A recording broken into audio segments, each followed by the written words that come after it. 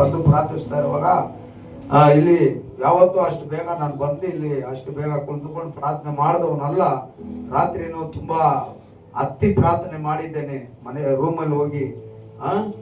ತಿರ್ಗಾ ಬೆಳಗ್ಗೆ ದೇವರೇ ಅಂತ ಎದ್ದೊಳುವಾಗ ಪರಿಶುದ್ಧ ಆತ್ಮನು ದೇವರ ಸಮ್ಮುಖಕ್ಕೆ ನನ್ನ ಕರ್ಕೊಂಬಂದು ಇಲ್ಲಿ ಭಾರಪಟ್ಟು ಪ್ರಾರ್ಥಿಸುವುದಕ್ಕಾಗಿ ದೇವರು ನನ್ನಲ್ಲಿ ಆ ಬೇರ್ಪಣೆ ಮಾಡಿದಕ್ಕಾಗಿ ನಾನು ದೇವರಿಗೆ ಸ್ತೋತ್ರ ಮಾಡ್ತೇನೆ.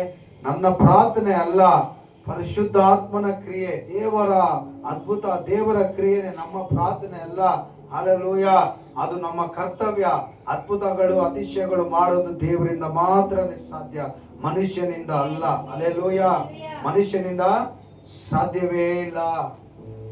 ಯಾವತ್ತು ನಾನು ಅಷ್ಟು ಬೆಳಗ್ಗೆ ಬಂದು ಇಲ್ಲಿ ಕುತ್ಕೊಂಡು ಪ್ರಾರ್ಥನೆ ಮಾಡಿಲ್ಲ. ಕಿರಣ್ ಬರ್ತಾ ಇದ್ದ, ಅರ್ಧ ಗಂಟೆಗೆ ಮುಂಚೆನೆ ಅವನೇ ತೆಗಿತಾ ಇದ್ದ, ಎಲ್ಲ ಮಾಡ್ತಾ ಇದ್ರು ಅವರೇ. ನಾನು ಲೇಟಾಗೆ ಬರ್ತಾ ಇದ್ದೆ. ಆದರೆ ದೇವರ ವಾಕ್ಯ ನಾನು ಗಮನಿಸುವಾಗ, ದೇವರೇ ಈಗ ಮಗು ಈ ತರ ಅಳುತ್ತಾ ಇದ್ದೆ, ಯಾಕೆ, ಏನು ನಮ್ಮ ತಪ್ಪುಗಳು ಏನು, ಅದ್ರ ಮಗುಗೆ ಬಲಹೀನ ಬರಕ್ಕೆ ಕಾರಣ ಯಾರು, ಅವ್ರ ತಂದೆ ತಾಯಿಗಳು ಇಲ್ಲ ನಾವುಗಳು ಅಂತ ಪ್ರಾರ್ಥಿಸುವಾಗ ದೇವರ ಒಂದು ಮಾತನ್ನು ನನಗೆ ಪರಿಶುದ್ಧ ಆತ್ಮನು ತಿಳಿಸಿಕೊಟ್ಟಂತ ಮಾತು ಏನಂತ ನಾವು ನೋಡುವಾಗ,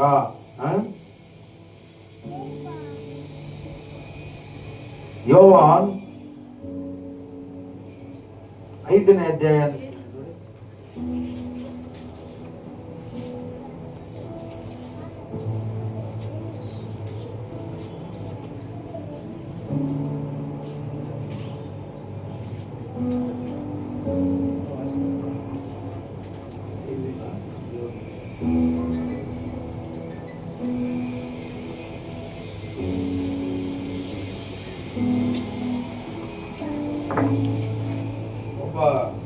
ಕುರುಡನಿಗೆ ದೇವರು ಕಣ್ಣು ಬರುವಂತ ಮಾಡ್ತಾರೆ ಗೊತ್ತಾ?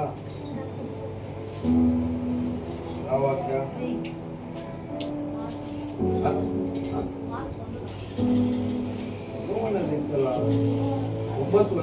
ಯೋವಾನ್ 9 ಅಲ್ಲಿ ನಾವು ಓದುವಾಗ, ಯೋವಾನ್ 7ನೇ ಸುವಿಶೇಷಂ 9ನೇ ಅಧಿಕಾರಂ. ಯೇಸು ಹಾದು ಹೋಗುತ್ತಿರುವಾಗ ಒಬ್ಬ ಹುಟ್ಟು ಕುರುಡನನ್ನು ಕಂಡನು. ಆತನು ಶಿಷ್ಯನು, ಗುರುವೇ, ಇವನು ಕುರುಡನಾಗಿ ಹುಟ್ಟಿರುವುದಕ್ಕೆ ಯಾರು ಪಾಪ ಮಾಡಿದರು? ಒಂದು ನಿಮಿಷ ಹಾಗೆ ಅಲ್ಲಿ ಇಟ್ಕೊಳ್ಳೋಣ. ಇವನು ಕುರುಡನಾಗಿ ಹುಟ್ಟುವುದಕ್ಕೆ ಯಾರು ಪಾಪ ಮಾಡಿದ್ರು ಅಂತ ಶಿಷ್ಯರು ಕೇಳ್ತಾರೆ. ಅದು ಕೇಳಕ್ಕೆ ಒಂದು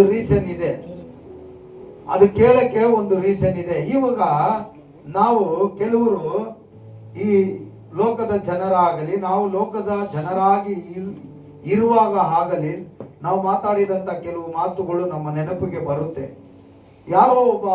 ಯಾವುದೋ ಒಂದು ವಿಧದಲ್ಲಿ ಒಂದು ಮಗು ಹುಟ್ಟಿದೆ, ಯಾವುದೋ ಒಂದು ವಿಧದಲ್ಲಿ ಆ ಮಗುಗೆ ಶರೀರದಲ್ಲಿ ಏನೋ ಒಂದು ಕಡಿಮೆ ಆಗಿದೆ. ಅದನ್ನು ನಾವು ನೋಡಿ ಏನು ಹೇಳ್ತೀವಿ, ತಂದೆ ತಾಯಿ ಏನೋ ಪಾಪ ಮಾಡಿದ್ರು, ಆ ಶಾಪನೇ ಮಗುಗೆ ಹೇಳಿರ್ತೀವ ಇಲ್ವಾ?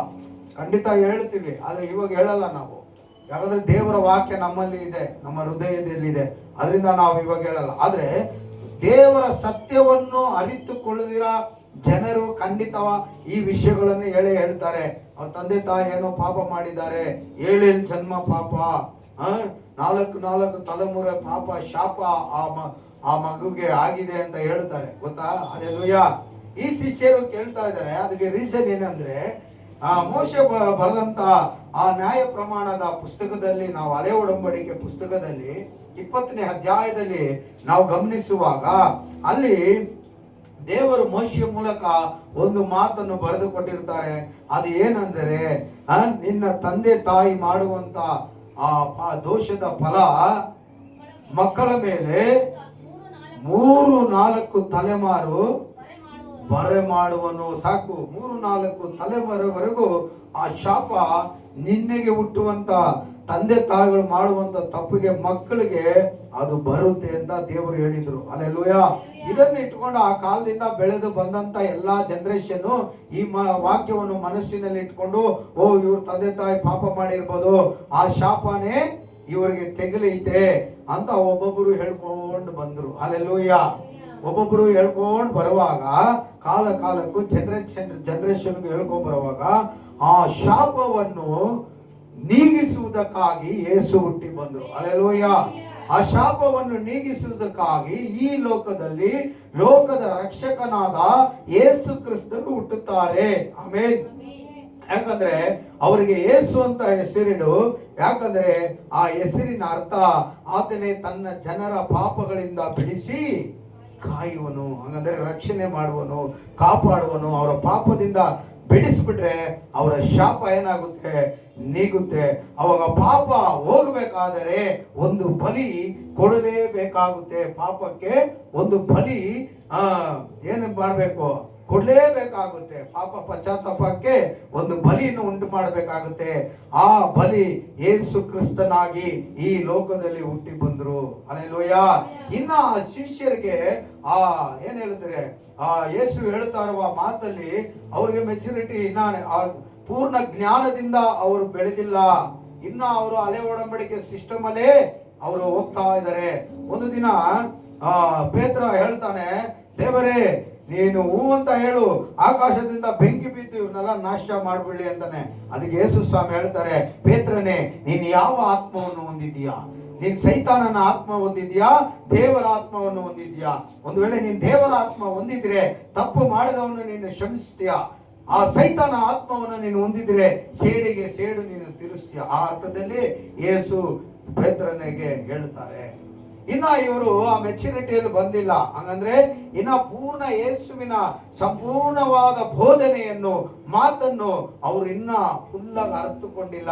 ಅದಕ್ಕೆ ಇಲ್ಲಿ ಕೇಳ್ತಾ ಇದ್ದಾರೆ, ಯೇಸುವೆ, ಗುರುವೇ, ಇವನು ಕುರುಡನಾಗಿರುವುದಕ್ಕೆ ಇವರ ತಂದೆ ತಾಯಿಗಳು ಏನೋ, ಇವಾಗ ಓದಿ, ಯಾರು ಪಾಪ ಮಾಡಿದ್ರು? ಯಾಕಂದ್ರೆ ಇವ್ರು ಇನ್ನ ಹಳೆ ಒಡಂಬಡಿಕೆ ಸಿಸ್ಟಮ್ ಅಲ್ಲೇ, ಹಳೆ ಒಡಂಬಡಿಕೆ ಕಾಲದಲ್ಲೇ ಜೀವಿಸ್ತಾ ಇದ್ರು ಆ ವಾಕ್ಯದ ಪ್ರಕಾರ.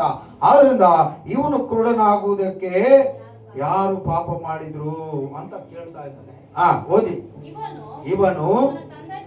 ಇವನ ತಂದೆ ತಾಯಿಗಳು ಆತನನ್ನು ಇವನ ತಂದೆ ತಾಯಿಗಳು ಎಂದು ಆತನನ್ನು ಕೇಳಿದಕ್ಕೆ ಯೇಸು ಇವನು ಈ ಪಾಪ ಮಾಡಲಿಲ್ಲ, ಇವನ ತಂದೆ ತಾಯಿಗಳು ಪಾಪ ಮಾಡಲಿಲ್ಲ, ದೇವರ ಕ್ರಿಯೆಗಳಲ್ಲಿ ಇವನಲ್ಲಿ ತೋರಿ ಬರುವುದಕ್ಕೆ ಇದಾಯಿತು. ಹಲ್ಲೆಲೂಯ. ಇವನು ಕುರುಡನಾಗಿ, ಯಾಕಂದ್ರೆ ಹಳೆ ಒಡಂಬಡಿಕೆಯಲ್ಲಿ ದೇವರು ಹೇಳ್ತಾರೆ, ಕುರುಡರನ್ನು ಕುಂಟರನ್ನು ದೇವರೇ ಸೃಷ್ಟಿ ಮಾಡಿದ್ದು. ಯಾರು ಮಾಡಿದ್ದು? ಎಲ್ಲಿ ಹೇಳ್ತಾರೆ ಆ ವಾಕ್ಯ? ಒಂದು ನಿಮಿಷ. ಯೋವಾನ್ ವಿಮೋಚನ ಖಂಡದಲ್ಲೇ ಹೇಳುತ್ತೆ ಅದು.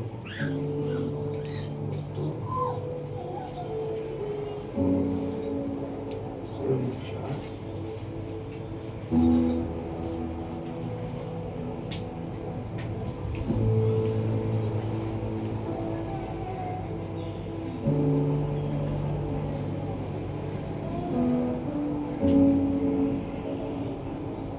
ವಿಮೋಚನ ಖಂಡದಲ್ಲೇ ಇದೆ ಅದು. ವಾಕ್ಯ 25.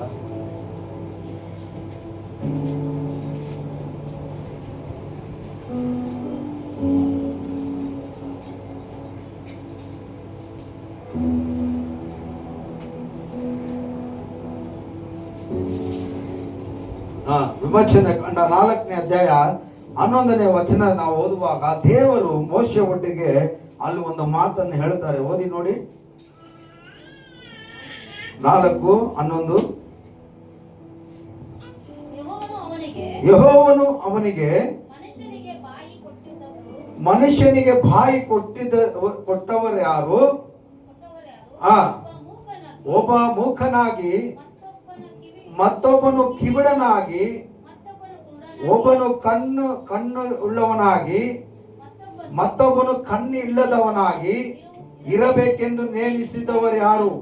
ಯೆಹೋವನಾಗಿರುವ ನಾನೇ ಅಲ್ಲವೇ? ದೇವರೇ ಅಲ್ಲವೇ? ದೇವರು ಹೇಳ್ತಾ ಇದ್ದಾರೆ ಮೋಶೆ ಒಟ್ಟನಿಗೆ, ಒಬ್ಬನಿಗೆ ಬಾಯಿ ಕೊಟ್ಟಿದ್ದು ಯಾರು? ಒಬ್ಬನು ಮೂಕನಾಗಿರ್ಬೇಕಂತ, ಒಬ್ಬ ಕಿವುಡನಾಗಿರ್ಬೇಕಂತ, ಒಬ್ಬನಿಗೆ ಕಣ್ಣು ಕಾಣುವಂತೆ ಇನ್ನೊಬ್ಬನಿಗೆ ಕಣ್ಣು ಕಾಣಬಾರ್ದಂತ ನೇಮಿಸಿದವರು ಯಾರು ಅಂದ್ರೆ ನಾನೇ ಅಂತ ದೇವರು ಹೇಳುತ್ತಾರೆ. ಹಲ್ಲೆಲೂಯಾ. ಯಾತಕ್ಕೆ ದೇವರು ಮನುಷ್ಯನಿಗೆ ಈ ರೀತಿಯಾಗಿ ಮಾಡಿದ್ರು ಅಂದ್ರೆ ಇಲ್ಲಿ ವಾಕ್ಯ ಯೇಸು ಬಂದು ಅದನ್ನ ವಿವರ ಹೇಳ್ತಾ ಇದ್ದಾರೆ. ಆ ವಿವರವನ್ನು ಹೇಳ್ತಾ ಇದ್ದಾರೆ. ಆ ಕುರುಡರನ್ನಿಟ್ಟು ಆ ಪೂರ್ಣ ಅರ್ಥವನ್ನು ತಿಳಿಸ್ತಾ ಇದ್ದಾರೆ. ದೇವರೇ ಉಂಟು ಮಾಡಿದ್ರು. ಕುರುಡನನ್ನು, ಕಿವಿಡರನ್ನು, ಕುಂಟರನ್ನು ದೇವರೇ ಉಂಟು ಮಾಡಿದ್ರು. ಇದರಲ್ಲಿ ಏನಾಗುತ್ತೆ? ದೇವರ ಕ್ರಿಯೆಗಳು ಏನು? ಯೋಹಾನ 9 ದೇವರ ಕ್ರಿಯೆಗಳು ಇವನಲ್ಲಿ ತೋರಿ ಬರುವುದಕ್ಕಾಗಿ ಇದಾಯಿತು. ಹಲ್ಲೆಲೂಯಾ. ಅದು ಶಾಪವಲ್ಲ. ಆವತ್ತು ಶಾಪ ಇತ್ತು. ಆ ಶಾಪನೆ ಮುರಿದು ಹಾಕುವುದಕ್ಕೆ ಕ್ರಿಸ್ತನು ಬಂದಿದ್ದಾರೆ. ಇವಾಗ ಕ್ರಿಸ್ತನು ಇನ್ನ ಶಿಲುವೆಗೆ ಹೋಗುವುದಕ್ಕೆ ಮುಂಚೆನೆ ಅಲ್ಲಿ ಏನ್ ಮಾಡ್ತಾ ಇದ್ದಾರೆ? ಇದು ಪಾಪವೂ ಅಲ್ಲ, ಶಾಪವೂ ಅಲ್ಲ. ಯಾಕಂದ್ರೆ ನಾನು ಬಂದ ಮೇಲೆ ಶಾಪ ಹೋಗುತ್ತೆ, ನೀಗುತ್ತೆ, ಪಾಪ ತೆಗೆದು ಹಾಕಲ್ಪಡುತ್ತೆ. ಆದ್ರಿಂದ ಇವನು ಈ ತರ ಇರೋದು ದೇವರ ನಾಮ ಮಹಿಮೆಗಾಗಿ. ಹಲ್ಲೆಲೂಯಾ. ಅಲ್ಲಿ ಹೇಳ್ಬಿಟ್ಟು ಅವನು ಏನ್ ಮಾಡ್ತಾರೆ? ಕೆಸರಿನಿಂದ ಎಂಜಿಲನ್ನು ಉಗುದಿ ಆ ಕೆಸರು ಮಣ್ಣಿನ ಮೇಲೆ ಎಂಜಿಲನ್ನು ಉಗುದಿ ಕೆಸರು ಮಾಡಿ ಅವನ ಕಣ್ಣಿಗೆ ಹಚ್ಚಿ ಹೋಗಿ ಅಲ್ಲಿ ಸಿಲೋವ ಕೊಳ ಅಂತ ಒಂದು ನೀರಿದೆ. ಆ ನೀರಲ್ಲಿ ಕೊಳದಲ್ಲಿ ಹೋಗಿ ನೀನು ಏನ್ ಮಾಡು, ಮಕ್ಕ ತೊಳ್ಕೊ ಅಂತ ಹೇಳ್ತಾರೆ. ಅವನು ಅದೇ ರೀತಿ ಹೋಗಿ ಆ ಸಿಲೋವ ಕೊಳದಲ್ಲಿ ನೀರಲ್ಲಿ ಹೋಗಿ ಇಳಿದು ಮಕ್ಕ ತೊಳ್ಕೊಂಡು ನೋಡುವಾಗ ಅವ ಕಣ್ಗಳು ಕಾಣಲ್ಪಡ್ತು. ಕರಗಳ ತಟ್ಟಿ ದೇವರ ನಾಮ ಮಹಿಮೆ ಪಡ್ತಾನ. ಅವನ ಕಣ್ಗಳ ಕಾಣಲ್ಪಡ್ತು. ಇದರಿಂದ ದೇವರ ಕ್ರಿಯೆ ಹೊರಡುತ್ತೆ. ಅನೇಕರು ನೋಡಿದ್ರು ಯೇಸು ಮಾಡಿದ ಅದ್ಭುತ. ಏನಪ್ಪ, ಇವನು ಹುಟ್ಟು ಕುರುಡನಾಗಿದ್ನಲ್ಲ, ಅವರು ಒಂದೇ ಒಂದು ಕಾರ್ಯ ಮಾಡಿದ್ರು. ಕೆಸರತ್ತಿ ಕಣ್ಣಲ್ಲಿ ಉಜ್ಜಿ ಆ ಸಿಲುವ ಕೊಳದಲ್ಲಿ ಹೋಗಿ ತೊಳಕು ಅಂತ ಹೇಳಿದ ತಕ್ಷಣ, ಅವನು ತೊಳೆದಿದ ತಕ್ಷಣ ಅವನ ಕಣ್ಣು ಬಂದಲ್ಲ. ಓ, ಈತನು ನಿಜವಾಗಿ ದೇವರು ಇರ್ಬೋದಂತ ಎಲ್ಲರೂ ಆತನನ್ನು ಕೊಂಡಾಡಕ್ಕೆ ಆರಂಭಿಸಿಬಿಟ್ರು. ಆಮೇಲೆ ಅದರಲ್ಲಿ ಏನಾಯ್ತು? ದೇವರ ನಾಮ ಮಹಿಮೆ ಹೊಂದಿಕೊಳ್ಳುತ್ತು. ಕೆಲವೊಂದು ಕಾರ್ಯಗಳು ನಮ್ಮ ಮಕ್ಕಳಲ್ಲಿ ಆಗಲಿ ನಮ್ಮಲ್ಲಿ ಆಗಲಿ ಯಾವುದೋ ಒಂದು ರೋಗ, ಯಾವುದೋ ಒಂದು ಬಲಹೀನತೆ ನಮ್ಮಲ್ಲಿ ಇರುವುದಾದರೆ, ತುಂಬಾ ಹಲವಾರು ವರ್ಷಗಳಿಂದ ಇರುವುದಾದರೆ, ಅದು ಶಾಪಕ್ಕಲ್ಲ, ಪಾಪಕ್ಕಲ್ಲ, ಅದು ದೇವರ ಕ್ರಿಯೆಗಳು ಕಾಣಿಸಲ್ಪಡುವುದಕ್ಕಾಗಿ. ಹಲ್ಲೆಲೂಯಾ. ಅದು ದೇವರ ಕ್ರಿಯೆಗಳನ್ನು ಹೊರಪಡಿಸುವುದಕ್ಕಾಗಿ ಆ ಕಾರ್ಯಗಳು ದೇವರು ಅವರಲ್ಲಿ ಇಟ್ಟಿರ್ತಾನೆ. ಆಮೇಲೆ ಹಾಗೆ ಕುರುಡನಾಗಿಲ್ಲ, ಹಾಗೆ ಕುಂಟನಾಗಿಲ್ಲ, ಹಾಗೆ ಕಿವುಡನಾಗಿಲ್ಲ. ಇವರನ್ನೆಲ್ಲ ಸೃಷ್ಟಿಸಿದ್ದು ದೇವರೇ. ಯಾಕಂದ್ರೆ ಇವರೆಲ್ಲರಲ್ಲಿ ದೇವರ ನಾಮ ಮಹಿಮೆ ಹೊಂದಬೇಕು. ಆಮೇಲೆ ಅಂತ ಹೇಳೋಣ. ಹಲ್ಲೆಲೂಯಾ. ಕುಷ್ಠರೋಗಿ ಆಗಿ ಒಬ್ಬ ಮನುಷ್ಯ ಇದ್ದ. ಅವನು ಯೇಸುವಿನ ಬಳಿಗೆ ಬಂದು, ಸ್ವಾಮಿ, ನಿನಗೆ ಇಷ್ಟ ಇದ್ರೆ, ಸಿದ್ಧ ಇದ್ರೆ ನನ್ನ ಸ್ವಸ್ಥ ಮಾಡು ಸ್ವಾಮಿ ಅಂತ ಅವನು ಬೇಡಿಕೊಳ್ಳುವಾಗ ಯೇಸು ಹೇಳಿದ್ರು, ನನಗೆ ಸಿದ್ಧ ಇದೆ, ನನಗೆ ಇಷ್ಟ ಇದೆ, ನೀನು ಸುಖ ಹೊಂದಿಕೊ ಅಂತ ಆತನನ್ನು ಮುಟ್ಟಿದ ತಕ್ಷಣ ಆತನು ಕುಷ್ಠರೋಗ ವಾಸಿಯಾಗಿ ಅವನು ಒಳ್ಳೆ ಮನುಷ್ಯನಾಗಿ ಮಾರ್ಪಟ್ಟ. ಕರಗಳ ತಟ್ಟಿಲ್ವಾ? ಎಷ್ಟು ಅದ್ಭುತ. ಹಲ್ಲೆಲೂಯಾ. ಅದರಿಂದ ಜನಗಳು ನೋಡಿದ್ರು, ಏನಪ್ಪ, ಈ ಕುಷ್ಠರೋಗಿ ಮೇಲೆ ಕೈ ಇಟ್ಟಿದ ತಕ್ಷಣ ಯಾರು ಹತ್ರನೇ ಹೋಗಲ್ಲ, ಆ ಕುಷ್ಠರೋಗಿಗಳನ್ನೆಲ್ಲ ಊರಿಂದ ಆಚೆ ಇಡ್ತಾರೆ. ಆದ್ರೆ ಯೇಸು ಮುಟ್ಬಿಟ್ರಲ್ಲ, ಮುಟ್ಟಿದ ತಕ್ಷಣ ಅವನು ಕುಷ್ಠವಾಸಿಯಾಗಿ ನಮ್ಮಂತ ಶರೀರವಾಗಿ ಮಾರ್ಪಟ್ನಲ್ಲ ಅಂತ ಇದರಿಂದ ದೇವರ ನಾಮ ಮಹಿಮೆ ಹೊಂದಿತಾ ಅಲ್ವಾ? ಹಲ್ಲೆಲೂಯಾ. ಇನ್ನ ಯೇಸು ಮಾಡಿದ ಅದ್ಭುತಗಳು, ಕಿವುಡರನ್ನು, ಕುಂಟರನ್ನು, ಬಾಯಿ ಮಾತಾಡದಿರೋ ಊಮೆಗಳನ್ನು ದೇವರು ಸ್ವಸ್ಥ ಮಾಡಿದ್ರು. ಇದರಿಂದ ಯೇಸು ಮಾಡಿದ ಆ ಪುಣ್ಯ ಕ್ರಿಯೆಗಳು ದೇವರ ನಾಮ ಮಹಿಮೆ ಹೊಂದಿಕೊಳ್ಳುತ್ತು. ಹಲ್ಲೆಲೂಯಾ. ನಮ್ಮ ಚೈತ್ರನೇ ತಗೊಳ್ಳೋಣ. ಆರ್ತಾಡಿ ಸಾಧು ಇದು ಅಂತ ಹೇಳಿ ಆ ಚಿಕ್ಕ ವಯಸ್ಸಿಂದಾನೆ ಮಾತ್ರೆ ಮೆಡಿಸಿನ್ ಹೋಗ್ತಾನೆ ಐತೆ. ತಿಂಗಳಿಗೆ ಇಷ್ಟು ಅಷ್ಟು ಖರ್ಚು, ಇಷ್ಟು ನಾವೆಲ್ಲ ಒಂಥರ ಮನಸ್ಸಲ್ಲಿ ಮಗುದ ಅಷ್ಟೇ, ಮಗಳದ ಅಷ್ಟೇ ಭವಿಷ್ಯ ಅಂತ ಏನೇನೋ ಯೋಚನೆ ಮಾಡಕ್ ಆರಂಭಿಸ್ಬಿಟ್ಟಿದ್ರಿ. ಆದ್ರೆ ಇವತ್ತು ನೋಡು, ಡಿಗ್ರಿ ಫಸ್ಟ್ ಇಯರ್ಗೆ ಹೋಗ್ತಾ ಐತೆ, ಚೆನ್ನಾಗೇ ಹೋಗ್ತಾ ಐತೆ, ಚೆನ್ನಾಗೇ ಬರ್ತಾ ಐತೆ. ಇದರಲ್ಲಿ ಒಂದು ವೇಳೆ ಆ ಶರೀರದಲ್ಲಿ ಬಲವೀನ ಇರುವುದಾದರೂ ಅದರಲ್ಲಿ ದೇವರ ನಾಮ ಮಹಿಮೆ ಒಂದೇ ಹೊಂದುತ್ತೆ. ದೇವರು ಯಾರನ್ನು ಕೈ ಬಿಡುವ ದೇವರೇ ಅಲ್ಲ. ಹಲ್ಲೆಲೂಯಾ. ದೇವರನ್ನು ನಂಬಿದ್ದೀವಿ, ಆತನು ಯಾವತ್ತಿಗೂ ನಮ್ಮನ್ನು ಕೈ ಬಿಡುವ ದೇವರಲ್ಲ. ಹಲ್ಲೆಲೂಯಾ.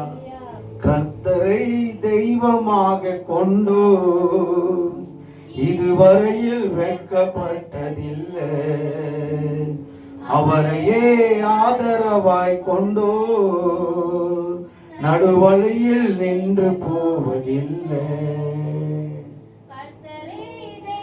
அவரை தெய்வமாக நாம் தெரிந்து கொண்டோம், ஏற்றுக்கொண்டோம். வெக்கப்பட்டு போக விட மாட்டார், நடுவழியிலும் விட்டு போகவே மாட்டார்.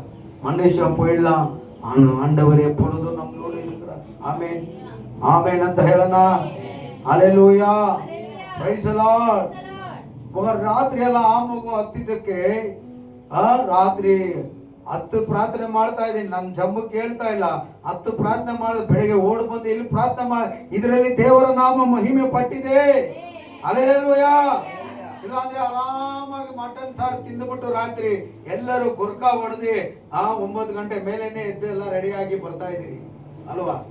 ಇವಾಗ ಒಂದು ಅರಿವು ಬಂದಿದೆಯಾ? ಒಂದು ದೇವರು ಒಂದು ಪಾಠ ಕಳಿಸ್ಕೊಟ್ಟಿದ್ದಾನ ನಮಗೆ. ತಂದೆ ತಾಯಿಗೂ ಯಾವುದೋ ಒಂದು ವಿಷಯದಲ್ಲಿ ಮೊಣಕಾಲ ಹಾಕಿ ಆಯ್ಕೆ ಮಾಡ್ರಿ ಅಂತ ಕೂಡ ಅದರಲ್ಲಿ ಹೇಳಲ್ಪಟ್ಟಿದೆಯಲ್ಲ. ಹಲ್ಲೆಲೂಯಾ. Praise the Lord. ಇನಿ ಯಾರಿಗೂ ಯಾವತ್ತು ಯೇಸು ಸ್ವಾಮಿ ಶಿಲುವೆ ಮೇಲೆ ತನ್ನ ಪ್ರಾಣವನ್ನು ಕೊಟ್ಟು ಆತನು ಬಲಿಯಾದನೋ ಆವತ್ತಿಂದ ಏನಿಲ್ಲ, ಶಾಪ ಇಲ್ಲ, ಪಾಪ ಯಾವುದಿಲ್ಲ, ಮನುಷ್ಯನಿಗೆ ಪಾಪ ಇಲ್ಲ, ಶಾಪ ಇಲ್ಲ. ಎಲ್ಲವೂ ಏನಾಯಿತು? ಶಿಲುಬೆಯಲ್ಲಿ ಆತನು ಎಲ್ಲವನ್ನು ತೀರಿಸಿ ಮುಗಿಸುವಂತ ದೇವರಾಗಿದ್ದಾರೆ. ಎಲ್ಲಿ ಹೇಳುತ್ತೆ ವಾಕ್ಯ? ಅದು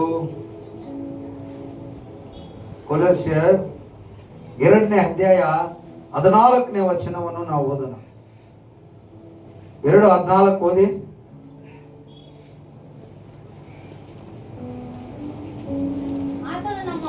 ನೋಡಿ, ನೋಡ್ಕೊಳ್ಳಿ. ಯೇಸು ಏನು ಮಾಡೋದು? ಯೇಸು ಆತನು ಅಂದ್ರೆ ಯೇಸು ನಮ್ಮ ಅಪರಾಧಗಳನ್ನೆಲ್ಲ ಕ್ಷಮಿಸಿ ನಮ್ಮ ಮೇಲೆ ದೋಷಾರೋಪಣೆ ಮಾಡಿದಂತ ಆಜ್ಞಾರೂಪವಾಗಿದ್ದ ಪತ್ರವನ್ನು ಕೆಡಿಸಿ ಅದನ್ನು ಶಿಲುಬೆಗೆ ಜಡಿದು ಇಲ್ಲದಂತಾಗಿ ಮಾಡಿದನು. ಆಮೇಲೆ ಅಂತ ಹೇಳೋಣ. ಯಾವ ಪತ್ರ ಅದು? ಪತ್ರನ ಶಿಲುಬೆಯಲ್ಲಿ ಒಡೆದು ಜಡಿದು ಅರ್ದು ಬಿಸಾಕ್ಬಿಟ್ರಂತೆ. ಯಾವ ಪತ್ರ ಅದು ಅಂತ ನೋಡುವಾಗ ಸೈತಾನನು ಆದಾಮನನ್ನು ಪಾಪದಲ್ಲಿ ವಂಚಿಸಿ ದೇವರಿಗೆ ವಿರೋಧವಾಗಿ ಎಬ್ಬರಿಸಿ ಅವನ ಮೂಲಕ ಅವನು ದೇವರು ಹೇಳಿದಂತ ಮಾತನ್ನು ಮೀರಿ ಅವನನ್ನು ಪಾಪ ಮಾಡಿಸಿದಂತ ಆ ಪಾಪಿ ಎನ್ನುವಂತ ಲೆಟರ್ ಅನ್ನು ಯೇಸು ಆದಿಯಿಂದ ಪಾಪಿ ಶಪಿಸಲ್ಪಟ್ಟವರಂತ ಹೇಳ್ತಾ ಇದ್ದಂತ ಸೈತಾನ ತಂದು ಕೊಟ್ಟಂತ ಆ ಲೆಟರ್ ಅನ್ನು ಯೇಸು ಶಿಲುವೆ ಮೇಲೆ ಆತನು ಬಲಿಯ ಮೂಲಕ ಅರ್ಧ ಹಾಕ್ಬಿಟ್ಟು ಇನ್ನು ಯಾರು ಪಾಪ ಅಲ್ಲ, ಯಾರು ಶಾಪ ಹೊಂದಿದ ಮನುಷ್ಯರಲ್ಲ, ಎಲ್ಲರೂ ನೀತಿವಂತರಂತ ತನ್ನ ಪರಿಶುದ್ಧ ರಕ್ತದಿಂದ ನಮ್ಮನ್ನು ಆತನು ಶಿಲುವೆ ಮೂಲಕ ಆ ಪತ್ರವನ್ನು ಪಾಪ ಎನ್ನುವಂತ ಆ ಸರ್ಟಿಫಿಕೇಟ್ ಅನ್ನು ಅರ್ಧ ಹಾಕಿ ನಮ್ಮನ್ನು ಯೇಸು ನೀತಿವಂತರಾಗಿ ಮಾಡಿದ್ದಾರೆ. ಆಮೇಲೆ ಅಂತ ಹೇಳಿ ಹಲ್ಲೆಲೂಯಾ.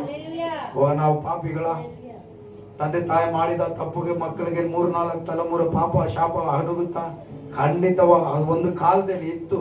ಆದರೆ ದೇವರು ತನ್ನ ಮನಸ್ಸನ್ನು ಬದಲಾಯಿಸಿಕೊಂಡು ಮನುಷ್ಯನ ಮೇಲೆ ಪ್ರೀತಿಯನ್ನಿಟ್ಟು ಯೇಸುವನ್ನು ಬಲಿಯಾಗಿ ಕಳಿಸಿ ಆ ಬಲಿಯ ಮೂಲಕ ಎಲ್ಲ ಶಾಪ ಪಾಪವನ್ನು ಒಂದೇ ಸತಿ ನಿವಾರಣೆ ಮಾಡಿಬಿಟ್ರು. Amen. Hallelujah. Praise the Lord. Praise the lord.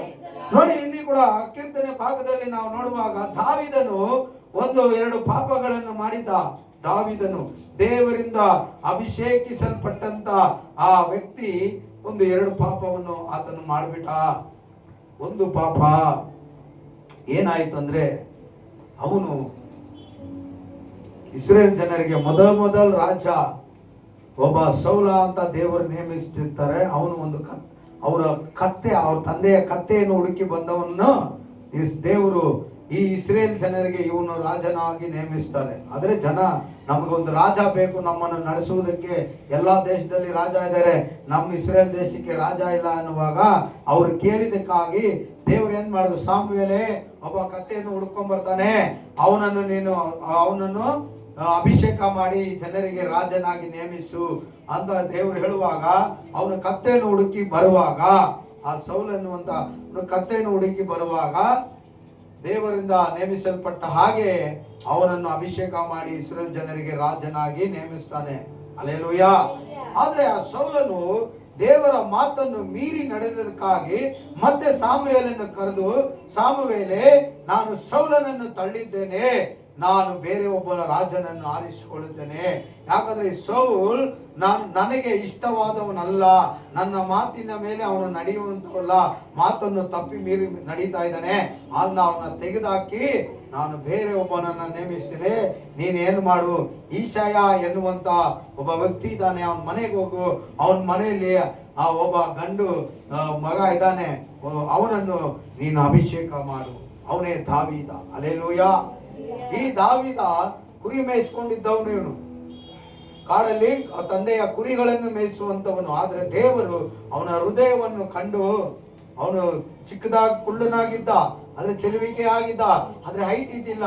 ಅವ್ರ ಅಣ್ಣಂದಿರೆಲ್ಲ ಹೈಟು, ಇವ್ರು ಇರ್ಬೋದು ಅಂತ ಅಭಿಷೇಕ ಎಣ್ಣೆಯನ್ನು ಸಾಮುವೇಲ್ ತೆಗೆದುಕೊಂಡು ಹೋಗುವಾಗ ದೇವರು ಹೇಳ್ತಾರೆ, ಸಾಮುವೇಲೇ, ನೀನು ಅವನ ಮುಖವನ್ನು ಅವನ ಹೈಟ್ ಅನ್ನು ನೋಡ್ತಾ ಇದೀಯಾ, ನಾವು ಅವ್ರ ಹೃದಯಗಳನ್ನೆಲ್ಲ ನೋಡ್ತಾ ಇದ್ದೀನಿ, ಅವ್ರು ಯಾರು ಸೆಟ್ ಆಗಲ್ಲ, ಅವನ್ನೆಲ್ಲ ತಳ್ಳಿದ್ದೇನೆ, ಇನ್ನೊಬ್ಬ ಮಗ ಇದ್ದಾನೆ, ಅವನ ಕರೆ ಕೇಳು ಅಂತ ಹೇಳಿ ದಾವೀದನನ್ನು ಕರೆಸಿ ದಾವೀದನಿಗೆ ಅಭಿಷೇಕ ಮಾಡ್ತಾರೆ.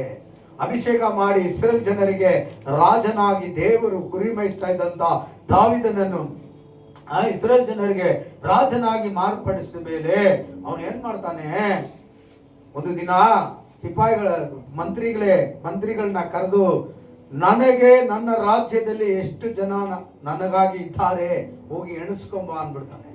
ಇದೇನು ಗೊತ್ತಾ ಅರ್ಥ?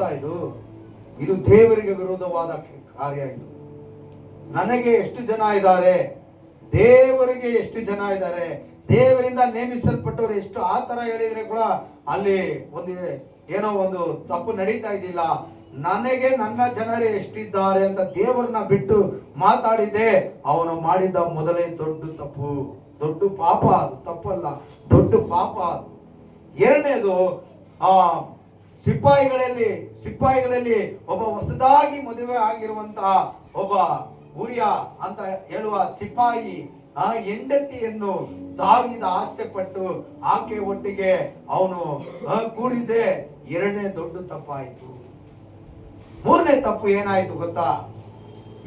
ಈ ವಿಷಯ ಹೇಗೋ ಅವನಿಗೆ ಮದುವೆ ಆಗಿ ಆವತ್ತೇ ಮದುವೆ ಆಗಿದೆ, ಆವತ್ತೇ ಯುದ್ಧ ಸ್ಟಾರ್ಟ್ ಆಗ್ಬಿಟ್ಟೈತೆ ಅಲ್ಲಿ, ಬೇರೆ ದೇಶಕ್ಕೂ ಇಸ್ರೇಲ್ ದೇಶಕ್ಕೂ. ಇವರೆಲ್ಲ ಯುದ್ಧಕ್ಕೆ ಹೋಗ್ಬಿಟ್ರು. ಆಕೆ ಒಬ್ಬಳೇ ಇದ್ದಾಳೆ. ದಾವೀದ ಆಕೆ ಒಟ್ಟಿಗೆ ಹೋಗಿ ತಪ್ಪಾದ ರೀತಿಯಲ್ಲಿ ನಡ್ಕೊಂಡ್ಬಿಟ್ಟ. ಇವಾಗ ಆಕೆ ಏನಾಗಿದ್ದಾಳೆ, ಬಸುರಿ ಆಗಿದ್ದಾಳೆ. ಅದು ಮಾಡಿದ್ದು ತಪ್ಪು. ಎರಡನೇದು, ಆಕೆ ಪ್ರೆಗ್ನೆಂಟ್ ಆಗಿದ್ದಾಳೆ. ಇವಾಗ ಗಂಡನಿಗೆ ಗೊತ್ತಾಗ್ಬಿಡ್ತದೆ ವಿಷಯ. ಯಾಕಂದ್ರೆ ಮದುವೆ ಆಗಿ ಒಂದು ದಿನ ಕೂಡ ಆಕೆ ಒಟ್ಟಿಗೆ ಅವನು ಸಂಸಾರ ಮಾಡಿಲ್ಲ, ಯುದ್ಧಕ್ಕೆ ಹೋಗ್ಬಿಟ್ಟ. ದಾವೀದು ಅದನ್ನು ಮುಚ್ಚುವುದಕ್ಕಾಗಿ ಆತನನ್ನು ರಣರಂಗದಲ್ಲಿ ಇಳಿಸಿ ಕೊಲ್ಲಿಸ್ತಾನೆ. ಮೂರನೇ ದೊಡ್ಡ ಪಾಪ ಮಾಡ್ಬಿಟ್ಟ. ಆ ತಪ್ಪು ಮುಚ್ಚಕ್ಕೆ ಈ ತಪ್ಪು ಮುಚ್ಚಕ್ಕೆ ಆ ತಪ್ಪು ಅಂತ ತಪ್ಪುಗಳ ಮೇಲೆ ತಪ್ಪುಗಳನ್ನು ಬಿಟ್ಬಿಟ್ಟ. ಆವಾಗ ಅವನ ಹೃದಯ ನೊಂದ್ಕೊಂಡ್ಬಿಡ್ತು. ಅವನು ಯೋಚನೆ ಮಾಡ್ತಾನೆ, ಅಯ್ಯೋ ನಾನು ಯಾವ ಸ್ಥಿತಿಯಲ್ಲಿದ್ದೆ, ದೇವರಿಂದ ಅಭಿಷೇಕ ಹೊಂದಿ ನಾನು ಇವತ್ತು ಯಾವ ಸ್ಥಿತಿಗೆ ಬಂದಿದ್ದೇನೆ. ಅಯ್ಯೋ, ನನ್ನ ದೇವರಿಗೆ ವಿರೋಧವಾದ ಕಾರ್ಯ ಮಾಡ್ಬಿಟ್ನಲ್ಲ, ದೊಡ್ಡ ದ್ರೋಹ. ದೇವರು ನನ್ನ ಮೇಲೆ ನಂಬಿಕೆ ಇಟ್ಟಿದ್ರು, ಆ ನಂಬಿಕೆಯನ್ನು ಒಡೆದು ಬಿಟ್ನಲ್ಲ, ದೊಡ್ಡ ದ್ರೋಹ ನಾನು ದೇವರಿಗೆ ಮಾಡ್ಬಿಟ್ನಲ್ಲ ಅಂತ ಈ ಕೀರ್ತನೆ ಭಾಗವನ್ನು ಬರಿತಾ ಇದ್ದಾನೆ. ಏನಂತ ಬರಿತಾ ಇದ್ದಾನೆ ನೋಡಿ. ಪ್ರೀತಿ ಸ್ವರೂಪನಾದ ದೇವರೇ, ನನ್ನನ್ನು ಕರುಣಿಸು, ಕರುಣಾನಿಧಿಯೇ, ನನ್ನ ದ್ರೋಹವನ್ನೆಲ್ಲ ಅಳಿಸಿ ಬಿಡು ಸ್ವಾಮಿ. ನಾನು ನಿನಗೆ ದ್ರೋಹ ಮಾಡಿದ್ದೀನಪ್ಪ, ನೀನು ನಂಬಿ ಕರ್ತನೇ ಈ ಸೇವೆಯನ್ನು ಕೊಟ್ಟಿದ್ಯಾ, ಈ ಸೇವೆಯನ್ನು ನಾನು ಸರಿಯಾದ ರೀತಿಯಲ್ಲಿ ಮಾಡ್ದಿರಾ ನಿನಗೆ ದ್ರೋಹ ಮಾಡಿ ನಡೀತಾ ಇದ್ದೇನೆ ಸ್ವಾಮಿ ಅಂತ ತನ್ನ ಹೃದಯದಲ್ಲಿ ಅವನು ನೊಂದುಕೊಂಡು ತನ್ನ ಪಾಪಕ್ಕಾಗಿ ತಾನು ಮಾಡಿದ ದೇವರಿಗೆ ದ್ರೋಹಕ್ಕಾಗಿ ಆತನು ದೇವರ ಸಮ್ಮುಖದಲ್ಲಿ ಮೊಣಕಾಲಿಟ್ಟು ಉಪವಾಸ ಮಾಡಿ ಅವನು ಏನ್ ಮಾಡ್ತಾ ಇದ್ದಾನೆ, ತನ್ನ ಪಾಪ ಪಶ್ಚಾತ್ತಾಪ ಪಡುತ್ತಾ ಇದ್ದಾನೆ. ಯಾರು ಅವನು? ರಾಜ. ಅವನು ಏನ್ ಬೇಕಾದ್ರೂ ಮಾಡ್ಬೋದು, ಆದ್ರೆ ಅವನಿಗೆ ಚೆನ್ನಾಗಿ ಗೊತ್ತಿತ್ತು ದೇವರು ಒಬ್ಬರು ಇದ್ದಾರೆ, ನನ್ನನ್ನು ಕರೆದು ಅಭಿಷೇಕ ಮಾಡಿದ ದೇವರು ಒಬ್ಬರು ಇದ್ದಾರೆ, ನನಗೆ ರಾಜ್ಯ ಅಭಿಷೇಕ ಮಾಡಿ ಆ ದರಿದ್ರನನ್ನು ತಿಪ್ಪೆಯಿಂದ ತೆಗೆದು ಪ್ರಭುಕ್ಕಳ ಮಧ್ಯದಲ್ಲಿ ಕುಂಡಿಸಿದ ದೇವರು, ಸತ್ಯವುಳ್ಳ ಜೀವವುಳ್ಳ ದೇವರು ಒಬ್ಬರು ಇದ್ದಾರೆ, ನಾನು ಮಾಡಿದ ಯುದ್ಧಗಳಲ್ಲಿ ಪ್ರತಿಯೊಂದು ಯುದ್ಧಗಳಲ್ಲಿ ನನಗೆ ಜಯ ನೀಡಿದ ದೇವರು ಒಬ್ಬರು ಇದ್ದಾರೆ ಅಂತ ಅವನಿಗೆ ಚೆನ್ನಾಗಿ ಅವನು ಅರಿತುಕೊಂಡಿದ್ದ. ಆದ್ರಿಂದ ಪಾಪ ಮಾಡ್ಬಿಟ್ಟು ಹೇಗೋ ಹಾಗೋ ಜೀವಿಸ್ತಾ ಇದ್ದಿಲ್ಲ ಅವನು, ದೇವರಿಗೆ ದ್ರೋಹ ಮಾಡ್ಬಿಟ್ಟು ಹೇಗೋ ಹಾಗೋ ಜೀವಿಸ್ತಾ ಇದ್ದಿಲ್ಲ ಅವನು. ದೇವರ ಸಮ್ಮುಖದಲ್ಲಿ ಬಂದು ಬಿದ್ದುಬಿಟ್ಟ, ದೇವರ ಸಮ್ಮುಖದಲ್ಲಿ ಬಂದು ಬಿದ್ದುಬಿಟ್ಟ. ಪಶ್ಚಾತ್ತಾಪಟ್ಟು ದೇವರ ಹತ್ರ ಪ್ರಾರ್ಥನೆ ಮಾಡ್ತಾ ಇದ್ದಾನೆ, ಅಪ್ಪ ನಿನಗೆ ದ್ರೋಹ ಮಾಡಿದ್ದೇನೆ, ದ್ರೋಹವನ್ನೆಲ್ಲ ಅಳಿಸಿಬಿಡು, ನನ್ನ ಪಾಪವನ್ನು ಸಂಪೂರ್ಣವಾಗಿ ತೊಳೆದು ಬಿಡು, ನನ್ನ ದೋಷವನ್ನು ಪರಿಹರಿಸಿ ನನ್ನನ್ನು ಶುದ್ಧ ಮಾಡು ಸ್ವಾಮಿ, ನನ್ನ ಮನಸ್ಸನ್ನು ಶುದ್ಧ ಮಾಡು, ನನ್ನ ಕೈಯನ್ನು ಶುದ್ಧ ಮಾಡು, ನನ್ನ ಹೃದಯವನ್ನು ಶುದ್ಧ ಮಾಡು.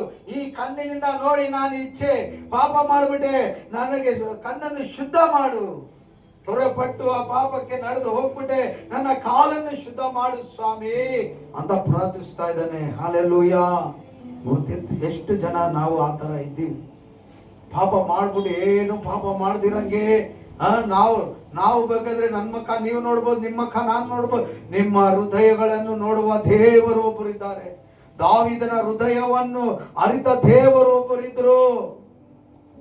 ನಮ್ಮ ಪಾಪಕ್ಕೆ ಪಶ್ಚಾತ್ತಾಪಕ್ಕೆ ಯಾವತ್ತ ನಾವು ಮೊಣಕಾಲಾಕಿ ನಾವು ಕಣ್ಣೀರಿಂದ ಪ್ರಾರ್ಥಿಸಿದೀವ, ಒಂದೊಂದು ಕಣ್ಣೀರನ್ನು ನಾವು ಕೊಟ್ಟಿದ್ದೇವ, ಚೆಲ್ಲಿದ್ದೇವ. ಸ್ವಲ್ಪ ಯೋಚನೆ ಮಾಡಿ ನೋಡಿ, ಯೋಚನೆ ಮಾಡಿ ನೋಡಿ. ಯೇಸು ಸ್ವಾಮಿ ಕೂಡ ಶಿಲುಬೆಯಲ್ಲಿ ಇರುವಾಗ ಪಾಪಿಗಳು ಯೇಸುವನ್ನು ಹೊಡೆಯುವಾಗ ಕೊಲ್ಲುವಾಗ ಯೇಸು ಕಣ್ಣೀರಿಟ್ಟು ಹೀಗೆ ಪ್ರಾರ್ಥಿಸಿದ್ರು, ತಂದೆಯೇ ಇವ್ರು ಏನು ಮಾಡ್ತಾ ಇದ್ದಾರೆ ಗೊತ್ತಿಲ್ದಿರಾ ಮಾಡ್ತಾ ಇದ್ದಾರೆ, ಇವರ ತಪ್ಪುಗಳನ್ನು ಕ್ಷಮಿಸು ಸ್ವಾಮಿ, ಕ್ಷಮಾಪಣೆ ಬೇಡುದು ನಮಗಾಗಿ. ಹಲ್ಲೆಲೂಯಾ.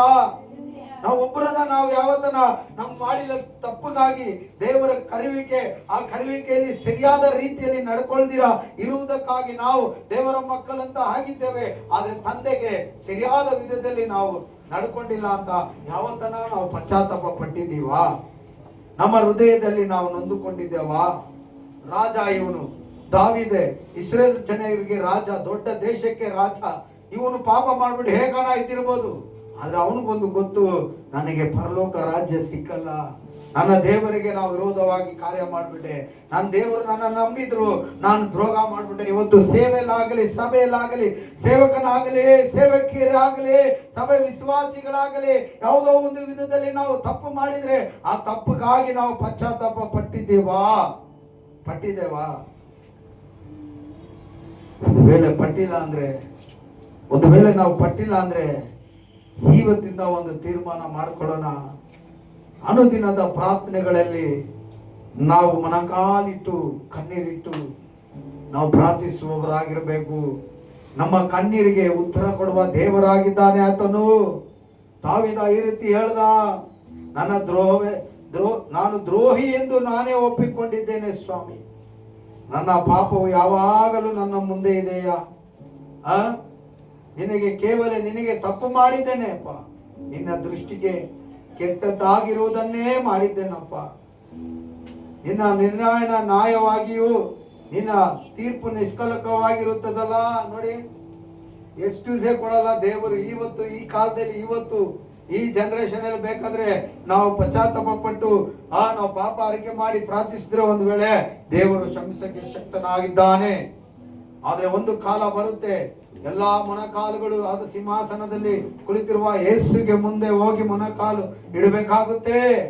ಆ ಟೈಮಲ್ಲಿ ಸ್ವಾಮಿ ನಾನು ಗೊತ್ತಿಲ್ದಿರ ತಪ್ಪು ಮಾಡ್ಬಿಟ್ಟೆ, ನನ್ನ ಕ್ಷಮಿಸು ಅಂದ್ರೆ ಖಂಡಿತವಾಗಿ ದೇವರು ಕ್ಷಮಿಸುವಂತ ದೇವರೇ ಇಲ್ಲ.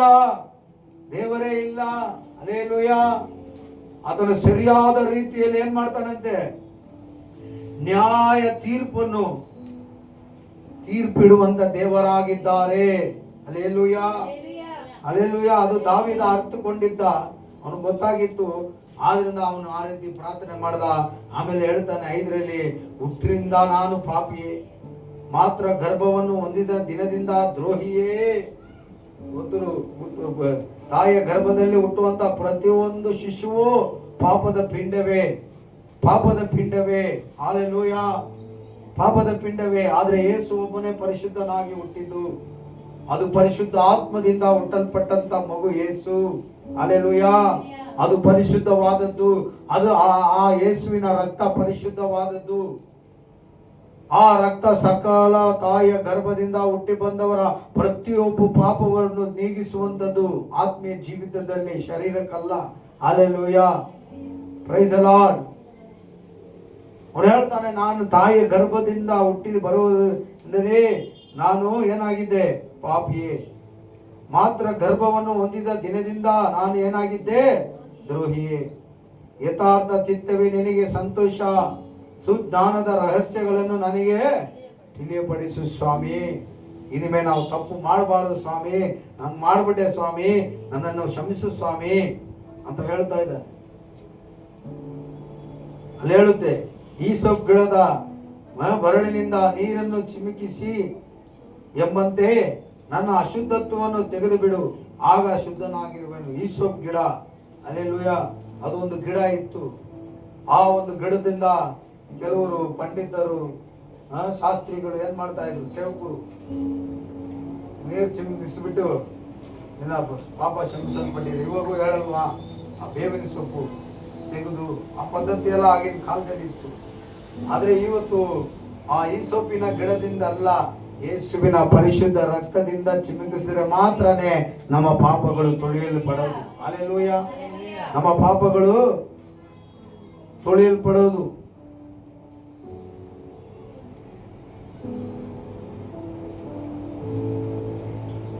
ಕೆಳಗಡೆ ಹೇಳುತ್ತೆ 9, ನನ್ನ ದೋಷಕ್ಕೆ ವಿಮುಖನಾಗು, ನನ್ನ ಪಾಪಗಳನ್ನೆಲ್ಲ ಅಳಿಸಿಬಿಡು. ನೋಡಿ, ಅಲ್ಲಿ ಒಂದು ಲಿಸ್ಟ್ ಇದೆ ಕೆಳಗಡೆ. ದೇವರೇ, ನನ್ನಲ್ಲಿ ಶುದ್ಧ ಹೃದಯವನ್ನು ನಿರ್ಮಿಸು, ನನಗೆ ಸ್ಥಿರ ಚಿತ್ತವನ್ನು ಅನುಗ್ರಹಿಸು, ನನ್ನನ್ನು ನೂತನ ಪಡಿಸು, ಹೊಸಬರಾಗಿ ನನ್ನನ್ನು ಮಾರ್ಪಡಿಸು. ಅದಕ್ಕೆ ಎಫೆಸರ್ ಪುಸ್ತಕ 5ನೇ ಅಧ್ಯಾಯದಲ್ಲಿ ಹೇಳುತ್ತೆ, ನೀವು ಇಂದಿನ ಕಾಲದಲ್ಲಿ ಕತ್ತಲೆಯಾಗಿದ್ರಿ, ಇವತ್ತು ನೀವು ಬೆಳಕಿನಲ್ಲಿ ಬಂದಿದ್ದೀರಾ. ಬೆಳಕಿನ ಮಕ್ಕಳಂತೆ ನಡೆದುಕೊಳ್ಳಿರಿ. ಬೆಳಕಿನ ವಿಷಯ ಏನಾಗಿತ್ತಂತೆ? ಓದಿ, ಎಫೆಸರ್ ಓದಿ. ನೀವು ಇಂದಿನ ಕಾಲದಲ್ಲಿ ಕತ್ತಲೆಯಲ್ಲಿದ್ರಿ. ಆದ್ರೆ ಕತ್ತಲೆ ಅಂದ್ರೆ ಯಾರು ನಮ್ಮನ್ನ ಕೇಳ್ತಾನೆ, ನಮ್ಮನ್ನ ಯಾರು, ನನ್ನ ಇಷ್ಟ, ನನ್ನ ಶಕ್ತಿ, ನನ್ನ ಬಾಡಿ, ನನ್ನ ದುಡ್ಡು, ನಂದು ಎಲ್ಲ ನಂದು, ನಾನು ಏನ್ ಬೇಕಾದ್ರೂ ಮಾಡ್ಬೋದು, ಹೇಗ್ ಬೇಕಾದ್ರೂ ಅದು ನನ್ನ ಇಷ್ಟ ಅಂತ ಇಂದಿನ ಕಾಲದಲ್ಲಿ கத்தலைಯಲ್ಲಿ வாச ಮಾಡ್ತಾ ಇದ್ರು. ஹலோ, பின்காலத்துல நம்ம இயேசுவை ஏற்றுக்கொள்றதுக்கு முன்னாடி எப்படி வேணா அப்படி வாழ்ந்து இருந்தோம். ஆனா இயேசுவை ஏற்றுக்கின பிறகு நம்ம இன்னும் இருட்டின் பாவத்திலே வாழ்கிறவர்கள் இல்ல, வெளிச்சத்தின் பிள்ளைகள். ಓದಿ. ಆದರೆ ಈಗ ನಾವು ಕ್ರಿಸ್ತನಲ್ಲಿದ್ದು ಬೆಳಕಾಗಿದ್ದೀರಿ. ಏನಿರಿ, ಇವಾಗ ನಾವು ಕತ್ತಲೆಯಾಗಿದ್ದೀವ, ಬೆಳಕಿನವರಾಗಿದ್ದೀವ? ಜೋರಾಗಿ ಹೇಳ್ರಿ, ಬಾಯಿಗಳ ತೆಗೆದು ಹೇಳ್ರಿ. ರಕ್ಷಣೆ ಹೊಂದುವುದಕ್ಕೆ ಮುಂಚೆ ಕತ್ತಲಲ್ಲೇ ಇದ್ರಿ, ನಾನು ಕತ್ತಲಲ್ಲೇ ಜೀವಿಸಿದೆ. ಇವತ್ತು ರಕ್ಷಣೆ ಹೊಂದಿದ ಮೇಲೆ ನಾವು ಏನಾಗಿದ್ದೇವೆ? ಬೆಳಕಿನಲ್ಲಿದ್ದೇವೆ. ಒಂದು ವೇಳೆ ಬೆಳಕಿನಲ್ಲಿ ಇದ್ದು ಮತ್ತೆ ಕತ್ತಲೆಯನ್ನು ಟಚ್ ಮಾಡಿಬಿಟ್ಟು ಬಂದ್ಬಿಟ್ಟಿದ್ರೆ ಕೂಡ ಈ ಸಮಯದಲ್ಲಿ ನಾವು ಪಶ್ಚಾತ್ತಾಪ ಪಡುವುದಾದರೆ ನಿರಂತರವಾದ ಬೆಳಕಿನಲ್ಲಿ ದೇವರು ನಮ್ಮನ್ನು ನಡೆಸಕ್ ಶಕ್ತನಾಗಿದ್ದಾನೆ. ಆಮೇನಂತ ಹೇಳ್ತೀರಾ? ನೋಮೇನಾ? ಹಲ್ಲೆಲೂಯಾ. ನಾವು ಕತ್ತಲೆಗೆ ಸಂಬಂಧಪಟ್ಟವರ, ಬೆಳಕಿಗೆ ಸಂಬಂಧಪಟ್ಟವರ? ಆಮೇನ್. ಮುಂದಕ್ಕೆ ಓದಿ. ನೋಡಿ, ಬೆಳಕಿನಂತೆ ನಡೆದುಕೊಳ್ಳಿರಿ.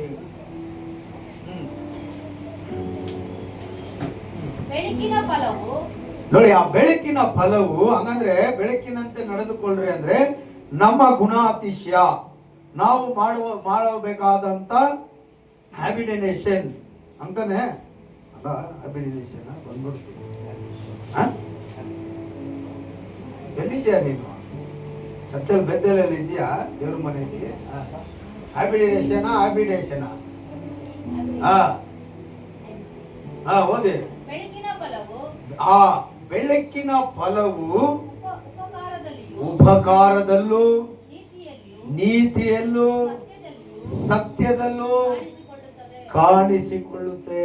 ಆಮೇಲೆ ಬೆಳಕಿನ ಫಲ ಅಂದ್ರೆ ನಮ್ಮ ಹ್ಯಾಬಿಟೇಷನ್ ನೀತಿಯಲ್ಲೂ ಸತ್ಯದಲ್ಲೂ, ಆಮೇಲೆ ಉಪಕಾರ, ಒಳ್ಳೆಯದನ್ನು ದಾನ ಧರ್ಮ ಒಳ್ಳೆಯ ಸಹಾಯ ಮಾಡುವುದರಲ್ಲೂ, ನೀತಿಯಲ್ಲೂ. ಹಂಗಂದ್ರೆ ನೀತಿ ಅಂದ್ರೆ ಏನು? ಯಾರಿಗೂ ಅನ್ಯಾಯ ಮಾಡ್ದಿರಾ, ಮಾಡಿಸ್ದಿರಾ, ಸುಳ್ಳು ಹೇಳಿದಿರಾ, ಮೋಸ ಮಾಡ್ದಿರಾ, ಇದೆಲ್ಲ ನೀತಿಗೆ ಸಂಬಂಧಪಟ್ಟಂತ ವಿಷಯ. ಸತ್ಯದಲ್ಲೂ. ಯಾವುದು ಸತ್ಯ? ಯಾವುದು ಸತ್ಯ? ದೇವರು ಸತ್ಯ, ಯೇಸು ಸತ್ಯ. ಸತ್ಯದಲ್ಲಿ ನಾವು ನಿಲ್ಲುವವರಾಗಿರ್ಬೇಕು. ಯೇಸು ಹೇಳಿದ್ದಾರೆ ಇದು ನಿಜ, ಇದು ಸತ್ಯ ಅಂತ. ಅದರಲ್ಲಿ ನಾವು ಗಟ್ಟಿಯಾಗಿ ಸ್ಟ್ರಾಂಗ್ ಆಗಿ ಬಂಡೆಯ ಮೇಲೆ ಕಟ್ಟಿದ ಮನೆ ಹಾಗೆ ನಾವು ಸ್ಟ್ರಾಂಗ್ ಆಗಿ ನಿಲ್ಲಬೇಕು. ನಾವು ಸತ್ಯದಲ್ಲಿ ನಿಂತಿಲ್ಲ ಅಂದ್ರೆ ಮರಳಿನ ಮೇಲೆ ಕಟ್ಟಿದ ಮನೆ ಹಾಗಿರ್ತೇವೆ. ಯಾವತ್ತೋ ಒಂದು ದಿನ ಸುನಾಮಿ ಬಂತು, ಗಾಳಿ ಬಂತು, ಠಮ್ ಅಂತ ಮನೆ ಏನಾಗುತ್ತೆ? ಪಡ್ಕೊಂಡು ಹೋಗ್ಬಿಡುತ್ತೆ. ಅದರ ಅರ್ಥ ಏನು? ಯಾವುದೋ ಒಂದು ಸಮಸ್ಯೆ, ಯಾವುದೋ ಒಂದು ಸಾಲದ ಕಾಟ, ಯಾವುದೋ ಒಂದು ರೋಗ ಬರುವಾಗ ವಿಶ್ವಾಸವನ್ನು ಕಳೆದುಕೊಂಡು ಬಿದ್ದೋಗ್ಬಿಡ್ತೇವೆ. ಅದೇ ಮರಳಿ ಮೇಲೆ ಕಟ್ಟಿದ ಮನೆ. ಆದರೆ ನಂಬಿಕೆಯಲ್ಲಿ ಕಟ್ಟಿದ ಮನೆ, ಕ್ರಿಸ್ತನ ಮೇಲೆ ಕಟ್ಟಿದ ಮನೆ, ವಾಕ್ಯದ ಮೇಲೆ ಕಟ್ಟಿದ ಮನೆ, ಮಳೆ ಬಂತು, 4 ಕಡೆಯಿಂದ ಹೊಡೆಯಿತು, ಅದೇನಾಗಿಲ್ಲ, ಕೆಡವಲ್ಪಟ್ಟಿಲ್ಲ. ಹಲ್ಲೆಲೂಯ. ಅವಾಗ ನಾವು ಏನಾಗಿದ್ದೇವೆ? ಕತ್ತಲೆಗೆ ಸಂಬಂಧಪಟ್ಟವರಲ್ಲ, ಬೆಳಕಿಗೆ ಸಂಬಂಧಪಟ್ಟವರಾಗಿರ್ತೇವೆ. ಆಮೇಲೆ ಕರ್ತನಿಗೆ ಮೆಚ್ಚುಗೆ, ದೇವರ ಯೇಸುಗೆ ಇಷ್ಟವಾದ ಕಾರ್ಯ ಯಾವುದೆಂದು ಎಂಬುದನ್ನು ಪರಿಶೋಧಿಸಿ ತಿಳಿದುಕೊಳ್ಳಿರಿ. ಕರ್ತನಿಗೆ ಯಾವ್ದು ಇಷ್ಟ? ಒಬ್ಬರಿಂದ ಒಬ್ಬರು ಸುಳ್ಳು ಹೇಳಬಾರ್ದು, ನೀತಿಯಲ್ಲಿ ನಡಿಬೇಕು, ಇರೋವಾಗ ಒಂಥರ, ಇಲ್ದಿರೋವಾಗ ಒಂಥರ ಇಲ್ಲ, ಎಲ್ಲ ಟೈಮಲ್ಲಿ ಒಂದೇ ತರ ಇರಬೇಕು. ಯೋಬನ್ನ ಅದಕ್ಕೆ ಇಟ್ಟಿದ್ದು. ಅವನು ಇರೋವಾಗ ಹೇಗಿದ್ನೋ ಇಲ್ದಿರೋವಾಗ ಅದಕ್ಕಿಂತ ಚೆನ್ನಾಗೇ ಇದ್ದ. ಆಮೇಲೆ ನಾವು ಹೇಗಿರ್ಬೇಕು? ಇರೋವಾಗಿಂತ ಸ್ವಲ್ಪ ಇಲ್ದಿರೋವರ್ಗೆ ಇನ್ನ ಚೆನ್ನಾಗಿರ್ಬೇಕು. ಹಲ್ಲೆಲೂಯಾ. ಅದಕ್ಕೆ ಯೋಬ ಹೇಳ್ದ, ಮೂರ್ಖಳು ಮಾತಾಡುವ ಹಾಗೆ ಮಾತಾಡ್ತಾ ಇದೆಯಾ? ದೇವರು ಕೊಡುವಾಗ ಮಾತ್ರ ದೇವರಿಗೆ ಸ್ತೋತ್ರವು. ದೇವರು ತೆಗೆದುಕೊಳ್ಳುವಾಗ ನಾವು ದೇವರನ್ನು ಮರಿಬೇಕಾ? ಅವನೇನ್ ಮಾಡ್ದ? ಇರುವುದಕ್ಕಿಂತ ಎಲ್ಲ ಕಳ್ಕೊಂಡ್ಮೇಲೆ ಇನ್ನ ದೇವರನ್ನು ಮಹಿಮೆ ಪಡಿಸ್ತಾ ಇದ್ದ. ಅದಕ್ಕೆ ಕೊನೆಯಲ್ಲಿ ಅವನು ಆಶೀರ್ವದಿಸಲ್ಪಟ್ಟ. ಅದಕ್ಕೆ ಆ ಯೋಬನ ವಾಕ್ಯ ಬೈಬಲಲ್ಲಿ ದೇವರು ಇಟ್ಟಿದ್ರು. ಯಾಕಂದ್ರೆ ನಿನಗೆ ನನಗೆ ಆ ವಿಶ್ವಾಸ ಬರಬೇಕು. ದೇವರಿಗೆ ಚೆನ್ನಾಗಿ ಗೊತ್ತು, ಒಂದಿನ ನಮ್ಮ ಹತ್ರ ಇರುತ್ತೆ, ಒಂದಿನ ಇಳ್ದಿರ ಕೂಡ ಆಗುತ್ತೆ. ಆದ್ರೆ ಇರೋವಾಗ ನೀನು ಹೇಗಿರ್ತೀಯ, ಇಲ್ದಿರೋವಾಗ ಹೇಗಿರ್ಬೇಕು ಅಂತ ನೋಡ್ಕೊಳ್ಳುವುದಕ್ಕೆ, ತಿಳ್ಕೊಳ್ಳುವುದಕ್ಕೆ ಆ ವಾಕ್ಯ ಅದರಲ್ಲಿ ಇಟ್ಟಿದ್ರು ದೇವರು. ಆಮೇಲೆ ದುಃಖ ಪಡುವವನೇ ಧನ್ಯನು, ಕಷ್ಟ ಪಡುವವರೇ ಧನ್ಯರು, ನನ್ನ ನಿಮಿತ್ತ ಹಿಂಸೆ ಪಡುವವರೇ ಭಾಗ್ಯವಂತರು. ಇದೆಲ್ಲ ದೇವರು ಯಾಕೆ ಹೇಳಿದ್ರು? ಲೋಕದಲ್ಲಿ ಉಪದ್ರವ ಇದೆ, ನೀವು ಧೈರ್ಯವಾಗಿದ್ದೀರಿ, ಲೋಕವನ್ನೇ ನಾನು ಜಯಿಸಿದ್ದೇನೆ. ಆಮೇಲೆ ಸ್ವಲ್ಪ ಕಾಲ ಕಷ್ಟ, ಆಮೇಲೆ ನಿಮ್ಮನ್ನು ನೆಲೆಗೊಳಿಸಿ ಬಲಪಡಿಸುವನು. 10 ದಿನ ನಿನಗೆ ಉಪದ್ರವ, ಸಾಯಬೇಕಾದ್ರೂ ನೀನು ನಂಬಿಗಸ್ತನಾಗಿರು. 10 ದಿನ ನಿನಗೆ ಉಪದ್ರವ, ಸೈತಾನನು ನಿನ್ನನ್ನು ಸೆರೆಯಲ್ಲಿ ಹಾಕ್ಬೇಕಂತ ಇದ್ದಾನೆ. 10 ದಿನ ನಿನಗೆ ಕಷ್ಟ, ಆದ್ರೆ ನೀನು ಸಾಯ ಪರಿಸ್ಥಿತಿಯಲ್ಲಿ ಇದ್ರೆ ಕೂಡ ನಂಬಿಕೌಳವನಾಗಿರು. ಹಲ್ಲೆಲೂಯ. ನಿನಗೆ ಯಾವ ಕೇಡು ಆಗೋದಿಲ್ಲ. Praise the Lord. ಅಷ್ಟೇನಾ? ಅದರಲ್ಲಿ ಬೆಳಗಿನ ಫಲ ಕತ್ತಲೆಗೆ ಸಂಬಂಧವಾದ ಕೃತ್ಯಗಳಿಂದ ಯಾವ ಪ್ರಯೋಜನನೂ ಬರಲ್ಲ. ಸಮಾಧಾನ ಕೇಳಿಸ್ಕೊಳ್ತೀವಿ. ಕತ್ತಲೆಗೆ ಸಂಬಂಧಪಟ್ಟ ವಿಷಯಗಳಿಂದ ಯಾವ ಪ್ರಯೋಜನವೂ ನಮಗೆ ಬರಲ್ಲ. ಅದರಿಂದ ನಾವು ನೆಮ್ಮದಿಯನ್ನು ಕೇಳಿಸ್ಕೊಳ್ತೇವೆ. ಬೆಳಕಿನಲ್ಲಿರುವಾಗ ಅನ್ನ ಇತ್ತು, ಡ್ರೆಸ್ ಇಲ್ವೋ, ಅನ್ನ ಇಲ್ವೋ, ಆದ್ರೇನು ಸಂತೋಷ, ಸಮಾಧಾನ ನಮಗಿರುತ್ತೆ. ಆದ್ರಿಂದ ಬೆಳಕಿಗೆ ಸಂಬಂಧಪಟ್ಟ ವಿಷಯದಲ್ಲಿ ನಾವು ನಡೆದುಕೊಂಡು ಹೋಗೋಣ. ನೋಡಿ, ಸಭೆ ಎನ್ನುವಂತ ವಿಷಯಕ್ಕೆ ದೇವರು ಒಂದು ಉದಾಹರಣೆಯನ್ನು ನೀಡ್ತಾರೆ. ನೋಡಿ, ಓದಿ. ಸಭೆ ಹೇಗಿರಬೇಕು, ಸಭೆ ಕಾರ್ಯಗಳು ಹೇಗಿರಬೇಕು.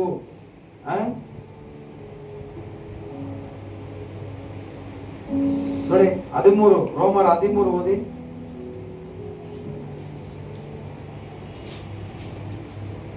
ಪ್ರತಿ ಮನುಷ್ಯನು ತನ್ನ ಮೇಲಿರುವ ಅಧಿಕಾರಿಗಳಿಗೆ ಅಧೀನರಾಗಲಿ, ಯಾಕಂದರೆ ದೇವರಿಂದ ಹೊರತು ಒಬ್ಬರಿಗೂ ಆ ಅಧಿಕಾರ ಇಲ್ಲ, ಆ ಕೊಡಲ್ಪಡಲ್ಲ. ದೇವರು ಕೊಟ್ರೇನೆ ಆ ಸೇವೆ ಮಾಡೋ ಅಧಿಕಾರವನ್ನು ಹೊಂದಿಕೊಳ್ಳಕ್ಕೆ ಸಾಧ್ಯ. ಮನುಷ್ಯನಿಂದ ಸಾಧ್ಯ ಅಲ್ಲ, ದೇವರಿಂದ ಮಾತ್ರನೇ ಸಾಧ್ಯ. ಅದಕ್ಕೆ ಪ್ರತಿ ಮನುಷ್ಯನು ತನ್ನ ಮೇಲಿರುವ ಅಧಿಕಾರಿಗಳಿಗೆ, ಯಾರವರು? ನಿಮ್ಮ ಮೇಲೆ ಅಧಿಕಾರ ನಡೆಸ್ತಾ ಇರೋರು ಯಾರು? ನಾ ಹೇಳ್ತಾ ಇರೋ ಮಾತನ್ನು ಕೇಳ್ಕೊಂಡು 2 ಅವರ್ ಕುತ್ಕೊಳ್ತೀರಲ್ಲ, ನನ್ನ ಅಧಿಕಾರ ತಾನೇ ಅದು. 2 ಗಂಟೆ ಆರಾಧನೆ ಮುಗಿಸಿ ಪ್ರಸಂಗ ಕೇಳಿ ಹೋಗ್ಬೇಕಂತ ಹೇಳಿರೋ ಅಧಿಕಾರ ತಾನೆ. ಅವ ನಿಮ್ಮ ಮೇಲೆ ಇರುವಂತವನು ತಾನೆ ನಾನು. ದೇವರು ಇಟ್ಟಿದ್ದಾರ ಇಲ್ವಾ? ಈ ನೇಮಕ ಮನುಷ್ಯನಿಂದ ಬಂದದ್ದಲ್ಲ, ಇದು ದೇವರಿಂದ ಬಂದದ್ದು, ಇದು ದೇವರಿಂದ ನೇಮಿಸಲ್ಪಟ್ಟಿದ್ದು. ಅದಕ್ಕೆ ಹೇಳ್ತಾರೆ, ಮನುಷ್ಯನು ತನ್ನ ಮೇಲಿರುವ ಅಧಿಕಾರಿಗಳಿಗೆ ಅಧೀನರಾಗಿರಿ. ಅವ್ರು ಹೇಳುವಾಗ ಕೇಳಿ, ಅವ್ರು ಹೇಳೋದು ಮಾಡಿ, ಅವ್ರು ಹೇಳೋ ತರ ಇರ್ರಿ. ದೇವರಿಂದ ಹೊರತು ಮತ್ತಾವ್ರಿಗೂ ಅವ್ರ ಮೇಲೆ ಏನಿರಲ್ಲ, ಅಧಿಕಾರ ಇರುವುದಿಲ್ಲ.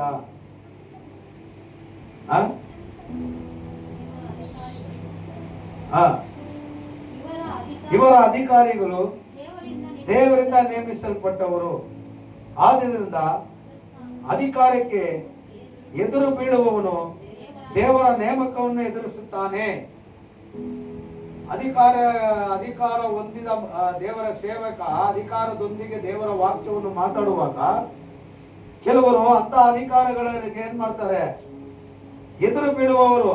ಆ ಎದುರು ಬೀಳುವವರು ಅಧಿಕಾರಿಗಳಿಗೆಲ್ಲ ಅದು ದೇವರಿಗೆ ಅಂತ ವಾಕ್ಯ ಹೇಳುತ್ತೆ. ಹಲ್ಲೆಲೂಯಾ. ಸಭೆಯವರು, ಸಭೆ ಸೇವಕರಿಗೆ ಏನೆಲ್ಲ ಮಾಡ್ತೀರೋ ಅದು ದೇವರಿಗೆ ಮಾಡ್ದಂಗೆ. ನೀವು ನನ್ನ ಬೈದ್ರೆ ಅದು ದೇವರನ್ನ ಬೈದಂಗೆ. ನೀವು ನನಗೆ ಕಾಣಿಕೆ ಕೊಟ್ರೆ ಅದು ಅವರು ಈಸ್ಕೊಂಡಲ್ಲ, ಆದ್ರೇನು ಲೆಕ್ಕದಲ್ಲಿ ಅವ್ರಿಗೆ ಕೊಟ್ಟ ಹಾಗೆ. ಕೊಡಿರಿ, ಕೊಡಲ್ಪಡುವುದು ಯಾರು ಹೇಳಿದ್ದು? ದೇವರು. ದೇವರ ವಾಕ್ಯ ಅದು. ಸ್ವಲ್ಪ ಬಿತ್ತುವವನಿಗೆ ಸ್ವಲ್ಪ, ಅಧಿಕವಾಗಿ ಬಿತ್ತುವವನಿಗೆ ಅಧಿಕ ಯಾರು ಹೇಳಿದ್ದು? ದೇವರೇ ಹೇಳಿದ್ದು, ಮನುಷ್ಯ ಅಲ್ಲ. ದೇವರ ಆತ್ಮನೇ ಹೇಳಿದ್ದು. ಪ್ರತಿಯೊಂದು ವಿಷಯದಲ್ಲೂ ಎದುರು ಮಾತಾಡುವರು, ಅವರಿಗೆ ಇಷ್ಟವಾಗದಿರೋ ಕಾರ್ಯಗಳನ್ನು ಮಾಡುವವರು, ಅದು ದೇವರ ಮನುಷ್ಯನಿಗಲ್ಲ, ಅದು ದೇವರಿಗೆ ಮಾಡಿದ ಹಾಗೆ. ಯಾಕಂದ್ರೆ ಅದೇ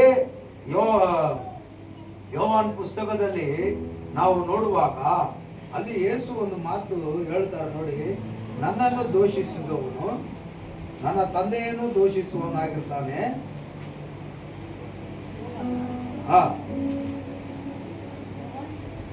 15ನೇ ಅಧ್ಯಾಯ ಅನಿಸ್ತದೆ, 15-18. ಲೋಕವು ನಿಮ್ಮ ಮೇಲೆ ದೋಷ ಮಾಡುವುದಾದರೆ ಅದು ಮೊದಲು ನನ್ನ ಮೇಲೆ ದೋಷ ಮಾಡಿತೆಂದು ತಿಳಿದುಕೊಳ್ಳಿರಿ.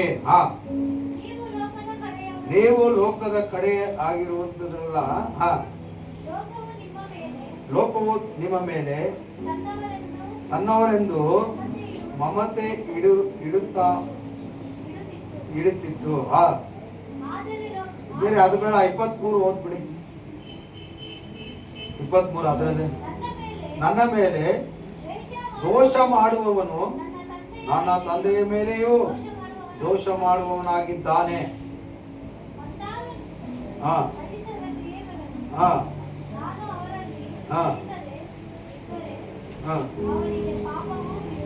ಸಾಕು. ಇಲ್ಲಿ ಏನ್ ಹೇಳುತ್ತೆ, ದೇವರ ಸೇವಕರ ಮೇಲೆ ದೋಷ ಮಾಡುವುದಾದರೆ ಅದು ನನ್ನ ಮೇಲೆ ದೋಷ ಮಾಡಿತ್ತು. ಹಾಗಂದ್ರೆ ನಿಮ್ಮ ಮಾತು ಕೇಳಿಲ್ಲ ಅಂದ್ರೆ ಅದು ನನ್ನ ಮಾತು ಕೇಳಿ, ನಿಮ್ಮ ಮಾತಿಗೆ ಎದುರು ಮಾತಾಡಿದ್ರೆ ಅದು ನನಗೆ ಎದುರು ಮಾತು, ನಿಮ್ಮ ಮಾತಿಗೆ ವಿರೋಧವಾಗಿ ಕಮೆಂಟ್ ಮಾಡಿದ್ರೆ ಅದು ನನಗೆ ಮಾಡ್ದ ಹಾಗೆ, ನಿಮಗಲ್ಲ, ನನಗೆ ಮಾಡ್ದ ಹಾಗೆ. ಅವಾಗ ನಾವು ದೋಷ ಪಾಸ್ಟರ್ಗೆ ಮಾಡ್ತೀವ, ಅಧಿಕಾರಿಗಳಿಗೆ ಮಾಡ್ತೀವ, ಸೇವಕರಿಗೆ ಮಾಡ್ತೀವ? ಅಲ್ಲ, ನಮಗೆ ಯಾವುದು ಬರುತ್ತೋ ಅದು ಹಾಗೆ ದೇವರಿಗೆ ಹೋಗ್ತಾ ಇದೆ. ಹಲ್ಲೆಲೂಯಾ. ಆದ್ರಿಂದ ನಾವು ಎಚ್ಚರಿಕೆ ಉಳ್ಳವರಾಗಿರ್ಬೇಕು. ಅದಕ್ಕೆ ದೇವರ ವಾಕ್ಯ ಹೇಳುತ್ತೆ, ತಿಮೋತಿ ಬರೆದ ಪುಸ್ತಕದಲ್ಲಿ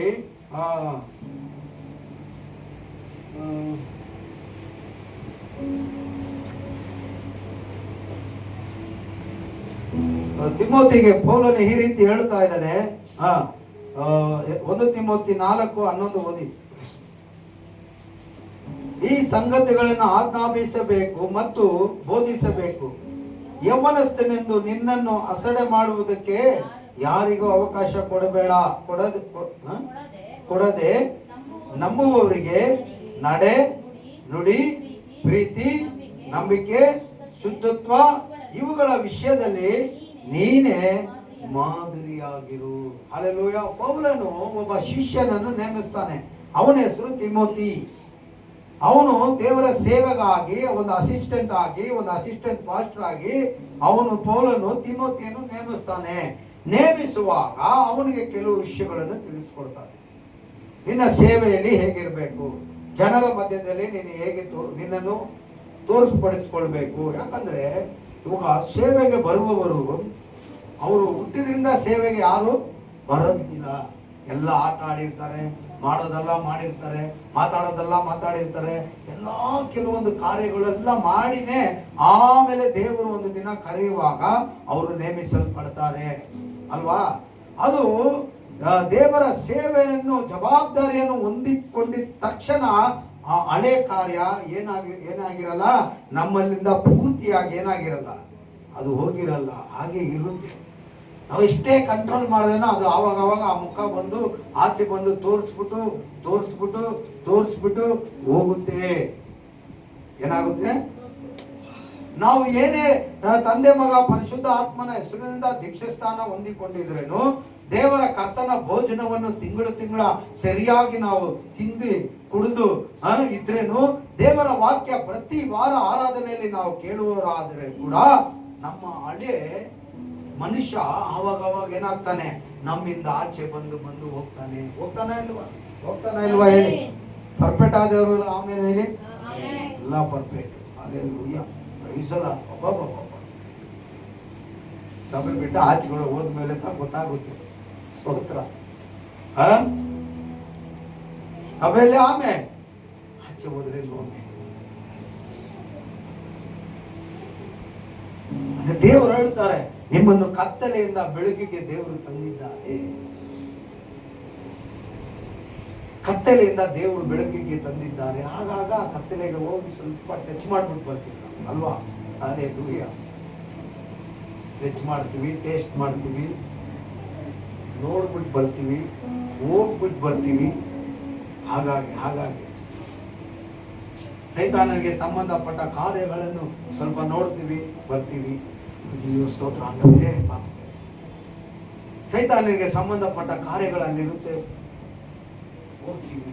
ಅಯ್ಯೋ ನಾವು ಹೋಗ್ಬಾರ್ದ ಜಾಗದಲ್ಲಿ ಹೋಗ್ಬಿಟ್ಟೆ, ಸಾರಿ ಮಾಡಬಾರ್ದದ್ದು ಮಾಡ್ಬಿಟ್ಟೆ, ಸಾರಿ. ಆ ರೀತಿ ಇರುತ್ತೆ. ಅವನು ಯೌವನಸ್ಥನಾಗಿ ಹಾಗಂದ್ರೆ ಯೂತ್ ಆಗಿ ಇರುವಾಗ ಪೌಲನು ದೇವರಿಂದ ನೇಮಿಸಲ್ಪಟ್ಟವನಾದ ಅವನನ್ನು ಅಭಿಷೇಕ ಮಾಡಿ ಅವನಿಗೆ ಕೆಲವೊಂದು ಸಂಗತಿಗಳನ್ನು ತಿಳಿಸ್ಕೊಡ್ತಾನೆ. ತಿಮೋತಿ ಶಿಷ್ಯನಿಗೆ ಏನಂತ, ಯೌವನಸ್ಥನೆಂದು ನಿನ್ನನ್ನು ಅಸಡೆ ಮಾಡುವುದಕ್ಕೆ ಯಾರಿಗೂ ಅವಕಾಶ ಕೊಡಬೇಡ ತಿಮೋತಿ. ಯಾಕಂದ್ರೆ ನೀನು ಕೆಲವೊಮ್ಮೆ ತಮಾಷೆಗೆ ಮಾತಾಡ್ತೀಯ. ಯಾಕಂದ್ರೆ ನಿನ್ನಲ್ಲಿ ಆ ಹಳೆ ಇದೆ, ಅದನ್ನು ನೀನು ಏನು ಮಾಡ್ತೀಯ, ಸ್ವಲ್ಪ ಎತ್ತಿ ತೋರಿಸ್ತೀಯ. ಅದನ್ನು ತೋರಿಸ್ಬೇಡ, ಅದನ್ನು ನೀನೇನು ಮಾಡಬೇಡ. ನಿನ್ನ ಹಳೆ ಮನುಷ್ಯನನ್ನು ಕಾಮಿಡಿಗೂ ಕೂಡ ನೀನು ತೋರ್ಸೋಕೆ ಹೋಗ್ಬೇಡ. ನೀನು ಇವಾಗ ದೇವರಿಂದ ನೇಮಿಸಲ್ಪಟ್ಟವನು, ದೇವರಿಂದ ಅಭಿಷೇಕಿಸಲ್ಪಟ್ಟವನು. ನಾನು ಎಷ್ಟು ದೊಡ್ಡ ಕಾಮಿಡಿ ಮ್ಯಾನ್ ಗೊತ್ತಾ. ಒಂದೊಂದು ಮಾತಿಗೆ ಪಂಚ್ ಡೈಲಾಗ್ ಹೊಡೆಯವನು. ಒಂದೊಂದು ಮಾತಿಗೆ ಒಂದು ಮಾತು ಅವ್ರು ಹೇಳಿದ್ರೆ ಅದಕ್ಕೆ ಸರಿಯಾಗಿ ಆ ಡೈಲಾಗ್ ಹೊಡೆಯಂತ ಮನುಷ್ಯ ನಾನು ನೋಡಿದ್ರೆ ಅಪ್ಪ ಇವನ ಹತ್ರ ಮಾತಾಡಲೇಬೇಡ್ದವ್ರು ನಮ್ಮ ಫ್ರೆಂಡ್ಗಳು. ಅದಕ್ಕೆ ತಕ್ಕ ಪ್ರಶ್ನೆಗೆ ಉತ್ತರ ಕೊಡೋನು ನಾನು. ಕಾಮಿಡಿ ಸಿನಿಮಾ ಲೈನಲ್ಲಿ ನೋಡಿದ್ರೆ ಗೌಂಡಮಣಿ ಎನ್ನುವಂಥ ಕಾಮಿಡಿಗಿಂತ ಬೇರೆ ಯಾವ ಕಾಮಿಡಿನೂ ಇಲ್ಲ ಅಂತೆ. ಅಷ್ಟು ದೊಡ್ಡ ಕಾಮಿಡಿ ಮ್ಯಾನ್ ಅಂತೆ. ಯಾವ ಪ್ರೋಗ್ರಾಮ್ಗೂ ಅವನ್ನ ಕರೆಯಲ್ಲ, ಯಾವ ಇಂಟ್ರಿನೂ ತೆಗೆಯಲ್ಲ. ಇಂಟ್ರಿ ತೆಗಿಯೋರ್ನೇ ಅವ್ನು ರೋಸ್ಟ್ ಮಾಡಿ ಕಳಿಸ್ಬಿಡ್ತಾ ಇದ್ದಂತೆ. ಅದಕ್ಕೆ ಇಂಟ್ರಿ ತೆಗೆಯಲ್ಲ, ಯಾವ ಸ್ಟೇಜ್ಗೂ ಕರೀತಾ ಇದ್ದಿಲ್ಲ, ಅಲ್ಲಿ ಬಂದ್ರೆ ಸುಮ್ಮನೆ ಇರ್ತಾ ಇದ್ದಿಲ್ಲ. ಅಂತ ಕಾಮಿಡಿ ಕೆಲವು ಅದೇ ಇವನಲ್ಲಿ ಇತ್ತು. ಯಾರಲ್ಲಿ?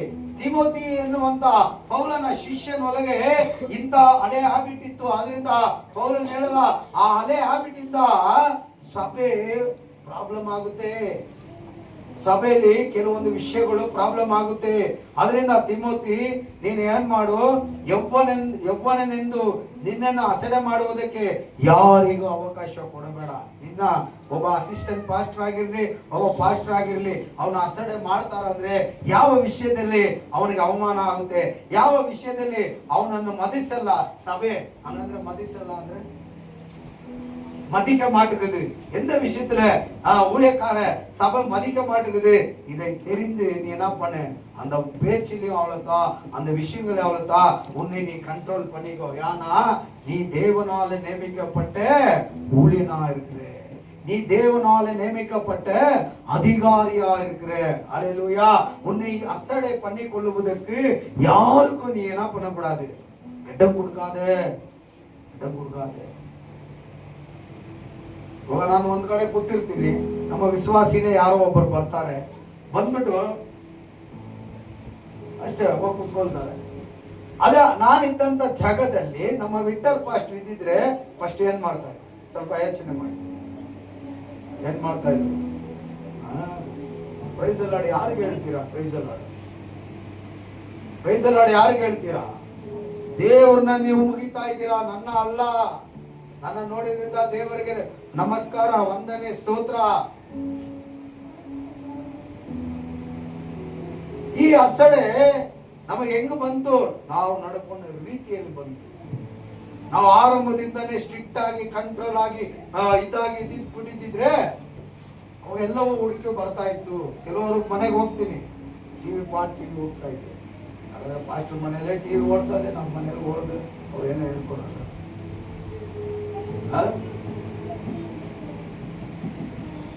ಸೇವಕ ಅನ್ನೋದು ದೇವರಿಂದ ನೇಮಿಸಲ್ಪಟ್ಟವ್ರು. ನೀವು ಟಿವಿ ನೋಡ್ಬೇಡ ಅಂತ ನಾನು ಹೇಳಿಲ್ಲ. ಸೇವಕರು ಬಂದ್ರೆ ಅವ್ರನ್ನ ಒಂದು ಘನಪಡಿಸ್ರಿ. ಕಾಣಿಕೆಯಿಂದ ಇಲ್ಲ ಅಂದ್ರೆ ಕೂಡ ನೀರಿನಿಂದ ಒಂದು ಪ್ರೈಸಲಾಡಿಂದ ವೆಲ್ಕಮ್ ಮಾಡಿ ಘನಪಡಿಸ್ರಿ. ಟಿವಿ ಆಫ್ ಮಾಡಿ. ಯಾಕಂದ್ರೆ ಸೇವಕರು ಬರೋ ಜಾಗ ಸೇವಕರೇ ಬರಲ್ಲ, ದೇವರು ಕರ್ಕೊಂಡ್ ಬರ್ತಾರೆ. ಅಲ್ಲಿ ಏನೋ ಒಂದು ದೇವರು ಒಂದು ಕಾರ್ಯ ಮಾಡಕ್ಕಿರ್ತಾರೆ. ದೇವರಿಗೆ ಚೆನ್ನಾಗಿ ಗೊತ್ತು, ನಮ್ಮ ಶರೀರದಲ್ಲಿ ಪಾಪ ಇದೆ, ಅದು ನೀಗಲ್ಲ, ಆದ್ರೆ ಆತ್ಮ ಶುದ್ಧವಾಗಿರ್ಬೇಕು. ಶರೀರ ಮಣ್ಣಿಗೆ ಹೋಗುವಾಗ ಇದರಲ್ಲಿ ಪಾಪ ಇದೆ, ಆತ್ಮಕ್ಕೆ ಪಾಪ ಬರಬಾರ್ದು, ಆತ್ಮ ಶುದ್ಧೀಕರಿಸಲ್ಪಡಬೇಕು. ಇನ್ನೊಂದು ವಾಕ್ಯ ಹೇಳುತ್ತೆ, ದೇವರು ಬರುವ ದಿನದಲ್ಲಿ ನಿನ್ನ ಆತ್ಮ, ಪ್ರಾಣ, ಶರೀರ ಕೂಡ ನೀನು ಸ್ವಚ್ಛವಾಗಿ ಇಟ್ಕೊಳ್ಬೇಕಂತೆ ಆ ದಿನದಲ್ಲಿ.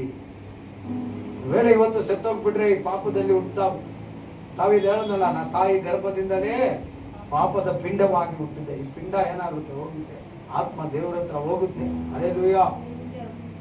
ಆದ್ರಿಂದ ದೇವರಿಂದ ನೇಮಿಸಲ್ಪಟ್ಟವರು ಯಾರಿಗೂ ನಾವು ಅಸಡೆ ಮಾಡುವುದಕ್ಕೆ ಅವಕಾಶ ಕೊಡದೆ ನಂಬುವವರಿಗೆ, ನೀನು ಒಬ್ಬ ಸೇವಕ, ನೀನು ಒಬ್ಬ ಪಾಸ್ಟರ್, ನೀನು ಒಬ್ಬ ಅಸಿಸ್ಟೆಂಟ್ ಪಾಸ್ಟರ್, ನೀನು ಒಬ್ಬ ಹೆಲ್ಡರ್, ನೀನು ಒಬ್ಬ ಆರಾಧನೆ ವೀರಾಂಗನಿ, ನೀನು ಒಬ್ಬ ಪ್ರಾರ್ಥನೆ ವೀರಾಂಗನಿ, ನೀನು ಒಬ್ಬ ಪ್ರಾರ್ಥನೆ ಲೀಡ್ ಮಾಡುವ ವೀರಾಂಗನಿ ಅಂತ ನಂಬಿ ಬರ್ತಾರಲ್ಲ, ಅಂತ ನಂಬುವವರಿಗೆ ನಿನ್ನ ನಡೆ, ನುಡಿ, ನೀನು ಮಾತಾಡುವ ಮಾತು, ನಿನ್ನಲ್ಲಿದ್ದಂಥ ದೇವರ ಪ್ರೀತಿ, ನಂಬಿಕೆ, ಶುದ್ಧತೆ, ಇವುಗಳ ವಿಷಯದಲ್ಲಿ ನೀನೇ ಏನ್ ಮಾಡು, ಫಸ್ಟು ನೀನು ಅದಕ್ಕೆ ಕರೆಕ್ಟಾಗಿ ಬಾ, ಅವಾಗ ಎಲ್ಲರೂ ಕರೆಕ್ಟಾಗಿ ಬರ್ತಾರೆ ಅಂತ ನನಗೂ ಸೇರಿ ಆ ವಾಕ್ಯ ಹೇಳುತ್ತೆ. ಹಲ್ಲೆಲೂಯಾ. ನನಗೂ ಸೇರಿ ಏನ್ ಮಾಡ್ತಾ ಇದ್ದೆ, ಆ ವಾಕ್ಯ ತಿಳಿಸ್ಕೊಡ್ತಾ ಇದ್ದೆ.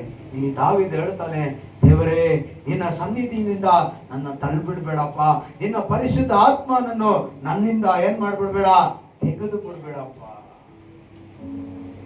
ಹಳೆ ಒಡಂಬಡಿಕೆ ಕಾಲದಲ್ಲಿ ಪರಿಶುದ್ಧ ಆತ್ಮವು ತೆಗೆಯಲ್ಪಡ್ತಾ ಇತ್ತು. ಪರಿಶುದ್ಧ ಆತ್ಮವು ದೂರ ಹೋಗ್ಬಿಟ್ರೆ ಯುದ್ಧದಲ್ಲಿ ಸೋತೋಗ್ಬಿಡ್ತಾ ಇದ್ರು. ಪರಿಶುದ್ಧ ಆತ್ಮನು ದೂರ ಹೋಗ್ಬಿಟ್ರೆ ಅವನು ಮರಣ ಹೊಂದ್ಕೊಂಡ್ಬಿಡ್ತಾ ಇದ್ದ. ಆದ್ರೆ ಈ ಹೊಸ ಒಡಂಬಡಿಕೆ ಕೃಪೆಯ ಕಾಲದಲ್ಲಿ ನೀನು ಎಂತ ಸ್ಥಿತಿಯಲ್ಲಿ ಇದೆಯೋ, ಯೇಸುವನ್ನು ನಂಬಿದ್ರಿಂದ ಆ ಪರಿಶುದ್ಧ ಆತ್ಮನನ್ನು ಸದಾ ನಿನ್ನಲ್ಲಿ ಸಹಾಯ ಮಾಡುವುದಕ್ಕೆ ಯೇಸು ಇಟ್ಟಿದ್ದಾರೆ. ಆಮೇನಂತ ಹೇಳ, ಆಮೇನಂತ ಹೇಳ. ಹಲ್ಲೆಲೂಯಾ. ಆದ್ರಿಂದ ಈ ಕೊನೆ ಕಾಲದಲ್ಲಿ ನಾವು ಎಚ್ಚರಿಕೆ ಆಗಿರ್ಬೇಕು ಪ್ರಿಯರೇ. ಯಾಕಂದ್ರೆ ಸೈತಾನನಿಗೆ ಅವಕಾಶ ಕೊಡಬೇಡ್ರಿ. ಆದಿಯಿಂದಲೂ ಅವನು ಮನುಷ್ಯನನ್ನು ದೇವರನ್ನು ಬೇರ್ಪಡಿಸುವಂತವನಾಗಿದ್ದಾನೆ. ಆದಿಯಲ್ಲಿ 2 ಗಂಡು ಮಗು ಹುಟ್ಟಿದ್ದು ಆದಾಮ ಏವಾಳಿಗೆ. 4 ಜನ ಈ ಭೂಮಿಯಲ್ಲಿರುವಾಗ ಅಣ್ಣ ತಮ್ಮನ ಮೇಲೆ ಅಣ್ಣಗೆ ಕೋಪ ಬರಿಸಿ ಕೊಲ್ಲಿಸಿದ ಸೈತಾನ ಏಬೇಲನ್ನು. ಗೊತ್ತಾ? ಆದಿಯಿಂದ ಅವನ ತಂತ್ರ ಇದೇನೆ.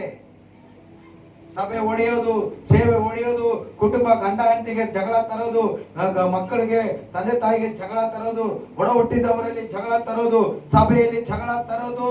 ಆದಿಯಿಂದ ಇದೇ ಕೆಲಸ, ಸಮಾಧಾನ ಕೆಡಿಸುವಂತ ಕೆಲಸ. ಅದು ಎಲ್ಲಿಂದ ಬರುತ್ತೆ, ಹೇಗೆ ಬರುತ್ತೆ? ಈ ವಾಕ್ಯ ಹೇಳುವಾಗ ಆ ವಾಕ್ಯವನ್ನು ಅರ್ಥ ಮಾಡ್ಕೊಳ್ಳಿ. ಅವ್ರಿಗಾದರೂ ಕಣ್ಣಿದ್ರು ಕಾಣಲಿಲ್ಲ, ಕಿವಿ ಇದ್ರು ಕೇಳಲಿಲ್ಲ, ಹೃದಯ ಇದ್ರು ವರ್ಣಿಸಿಲ್ಲ, ಮೊದಲನೇ ವಾಕ್ಯ. ಆದ್ರೆ ನಮಗಾದರೂ ಕಣ್ಣಿದ್ದೇ ನಾವು ನೋಡ್ತಾ ಇದ್ದೇವೆ ವಾಕ್ಯದ ಮೂಲಕ, ಕಿವಿ ಇದ್ದು ವಾಕ್ಯದ ಮೂಲಕ ಕೇಳ್ತಾ ಇದ್ದೇವೆ. ಹೃದಯ ಇದ್ರು ಅದರಲ್ಲಿ ವರ್ಣಿಸ್ಕೊಳ್ಬೇಕು. ಹೌದು, ಸತ್ಯ, ಇದು ನಿಜ, ಇದು ನನಗೆ ವಾಕ್ಯ. ನೋಡಿ, ದೇವರ ವಾಕ್ಯ ಮಾತಾಡುವನೇ ನೀನು, ನಿನಗೆ ಮೊದಲು ವಾಕ್ಯ, ನನಗೆ ಎರಡನೇದೇ ನಿಮಗೆ ಬರೋದಲ್ಲ ವಾಕ್ಯ. ಇದನ್ನು ನಾನು ಸ್ವೀಕರಿಸ್ತೇನೆ, ನೀವು ಆಮೇಲೆ ಅಂತ ಸ್ವೀಕರಿಸಬೇಕು. ಈ ವಾಕ್ಯ ನನಗೆ. ಯಾಕಂದ್ರೆ ಸತ್ಯ ಎಲ್ಲಿದೆಯೋ ಅಲ್ಲಿ ಬಿಡುಗಡೆ ಉಂಟು. ಸತ್ಯ ಎಲ್ಲಿದೆಯೋ ಅಲ್ಲಿ ಸಮಾಧಾನ ಇದೆ. ಸತ್ಯ ಎಲ್ಲಿದೆಯೋ ಅಲ್ಲಿ ಸಂತೋಷ ಇದೆ. ಸತ್ಯ ಎಲ್ಲಿದೆಯೋ ಅಲ್ಲಿ ಒಗ್ಗಟ್ಟಿದೆ, ಬೇರ್ಪಡುವಿಕೆ ಇಲ್ಲ. ಸತ್ಯ ಎಲ್ಲಿದೆಯೋ ಅಲ್ಲಿ ಎಲ್ಲವೂ ಕರೆಕ್ಟ್ ಆಗಿರುತ್ತೆ. ಹಲ್ಲೆಲೂಯಾ. ಸತ್ಯ ಇಲ್ಲ ಅಂದ್ರೆ ಸುಳ್ಳಿಗೆ ತಂದೆಯಾದ ಸೈತಾನನು ಬಂದು ಅವನು ಆದಾಮಗೆ ಹೇಳ್ದ, ಏನಂತ ಹೇಳ್ದ? ಈ ಹಣ್ಣನ್ನು ತಿನ್ನುವಾಗಲೇ ಅವನು ಕೆಲವೊಂದು ವಿಷಯ ಸತ್ಯನ ಹೇಳ್ದ, ಕೆಲವೊಂದು ವಿಷಯ ಸುಳ್ಳನ್ನು ಹೇಳ್ದ. ಹಲ್ಲೆಲೂಯಾ. ಅವನು ಸುಳ್ಳಿಗೆ ತಂದೆ ಅಂತ ಯೋಹಾನ ಪುಸ್ತಕದಲ್ಲಿ ಹೇಳಲ್ಪಟ್ಟಿದೆ.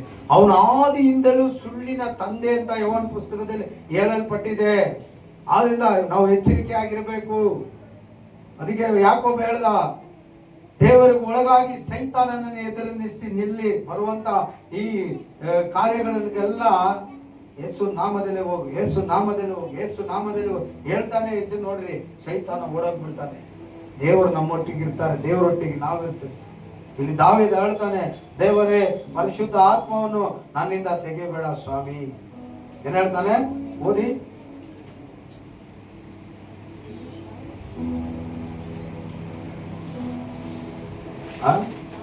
ಇದು ಕೀರ್ತನೆ.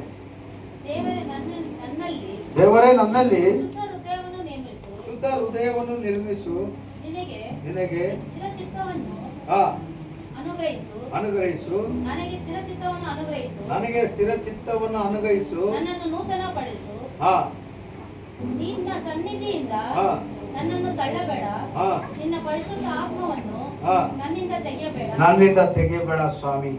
ನಿನ್ನ ಪರಿಶುದ್ಧ ಆತ್ಮವನ್ನು ನನ್ನಿಂದ ತೆಗೆದು ಬಿಡ್ಬೇಡ ಸ್ವಾಮಿ ಅಂತ ದಾವೀದ ಏನ್ ಮಾಡ್ತಾ ಇದ್ದಾನೆ? ಪ್ರಾರ್ಥಿಸುವವನಾಗಿ ಕಾಣಲ್ಪಡ್ತಾನೆ. ಹಲ್ಲೆಲೂಯಾ.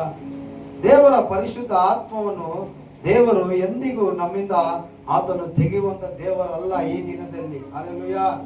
Praise the Lord. ಯಾವತ್ತು ನಮ್ಮನ್ನು ನಾವು ದೇವರಿಗೆ ಒಪ್ಪಿಸಿ, ನಮ್ಮ ಪಾಪಗಳನ್ನು ತಪ್ಪುಗಳನ್ನು ಒಪ್ಪಿಸಿ ನಾವು ಪ್ರಾರ್ಥಿಸುವುದಾದರೆ, ದಾವೀದನ ಪ್ರಾರ್ಥನೆ ಕೇಳಿ ದಾವೀದ ತಪ್ಪುಗಳನ್ನು ಎಲ್ಲ ಕ್ಷಮಿಸಿದಂತ ದೇವರು ನಮ್ಮ ತಪ್ಪುಗಳನ್ನು ಕೂಡ ಏನ್ ಮಾಡ್ತಾರೆ? ದೇವರು ಕ್ಷಮಿಸುವಂತವರಾಗಿರ್ತಾರೆ. ದೇವರು ಈ ಹೊಸ ಒಡಂಬಡಿಕೆ ಕಾಲದಲ್ಲಿ ಆತನು ಹೇಳುವಂತ ಮಾತು ಏನು ಗೊತ್ತಾ? 1 ಕೊರಿಂಥಿಯರ 3ನೇ ಅಧ್ಯಾಯ 16-17 ವಚನ ಹೇಳುತ್ತೆ, ನೀವಾದರೂ ನೀವು ದೇವರ ಆಲಯವಾಗಿದ್ದೀರೆಂದು, ದೇವರ ಆತ್ಮನು ನಿಮ್ಮಲ್ಲಿ ವಾಸ ಮಾಡುತ್ತಾನೆಂದು ನಿಮಗೆ ಗೊತ್ತಿಲ್ಲವೋ? ಯಾವನಾದರೂ ದೇವರ ಆಲಯವನ್ನು ಕೆಡಿಸಿದರೆ ದೇವರು ಅವನನ್ನು ಕೆಡಿಸುವನು. ಯಾಕಂದರೆ ದೇವರ ಆಲಯವು ಪವಿತ್ರವಾದದ್ದು, ಆ ಆಲಯ ನೀವೇ ಆಗಿದ್ದೀರಾ. ನಿಮಗೆ ನೀವೇ ಕೈ ತಟ್ಕೊಳ್ರಿ. ದೇವರ ಆಲಯ ಯಾರಾಗಿದ್ದೇವೆ? ಎಲ್ಲ ಹೇಳಿಂಗೆ, ನಾನು ದೇವರ ಆಲಯ ಆಗಿದ್ದೇನೆ. ಹೇಳಿ ಬಾಯಿ ತೆಗೆದು. ನನ್ನಲ್ಲಿ ದೇವರು ವಾಸ ಮಾಡ್ತಾ ಇದ್ದಾರೆ, ನನ್ನಲ್ಲಿ ದೇವರ ಆತ್ಮನಾಗಿ ವಾಸ ಮಾಡ್ತಾ ಇದ್ದಾರೆ. ಆಮೇನ್. ಆತನು ಯಾವಾಗಲೂ ಸದಾ ನಿಮ್ಮಲ್ಲಿ ವಾಸ ಮಾಡುವ ದೇವರಾಗಿರ್ತಾನೆ. ಯಾರಲ್ಲಿ? ಯಾರು ನಾವು? ದೇವರ ವಿಶ್ವಾಸಿಗಳು. ಆಮೇನ್. ದೇವರಲ್ಲಿ ವಿಶ್ವಾಸವುಳ್ಳವರಾಗಿರ್ತೇವೆ. ನಮ್ಮ ಪಾಪಗಳು ಕ್ಷಮಿಸಲ್ಪಟ್ಟಂತ ಆ ಯೇಸು ಕ್ರಿಸ್ತನ ಮೇಲೆ ನಂಬಿಕೆ ಇಟ್ಟವರು, ನಮ್ಮ ಶಾಪವನ್ನು ಶಿಲುವೆಯ ಮೂಲಕ ಮುರಿಯಲು ತೆಗೆದುಹಾಕಲ್ಪಟ್ಟಂತ ಆ ಯೇಸು ಕ್ರಿಸ್ತನನ್ನು ವಿಶ್ವಾಸಿಸುವವರು ನಾವೇ ದೇವರ ಆಲಯವಾಗಿದೆ. ಆಮೇಲೆ ಹಲ್ಲೆಲೂಯಾ. ಹಲ್ಲೆಲೂಯಾ. ನೋಡಿ, ಶಿಲುಬೆಯ ಮಾತು ಯಾರಿಗೆ ಏನು ಹೇಳುತ್ತೆ? ಶಿಲುಬೆಯ ಮಾತು ನಂಬಿದವರಿಗೆ ಏನಾಗುತ್ತೆ, ನಂಬದಿದ್ದವರಿಗೆ ಏನಾಗುತ್ತೆ? 1 ಕೊರಿಂಥರು 1ನೇ ಅಧ್ಯಾಯ 18ನೇ ವಚನ ಓದಿ.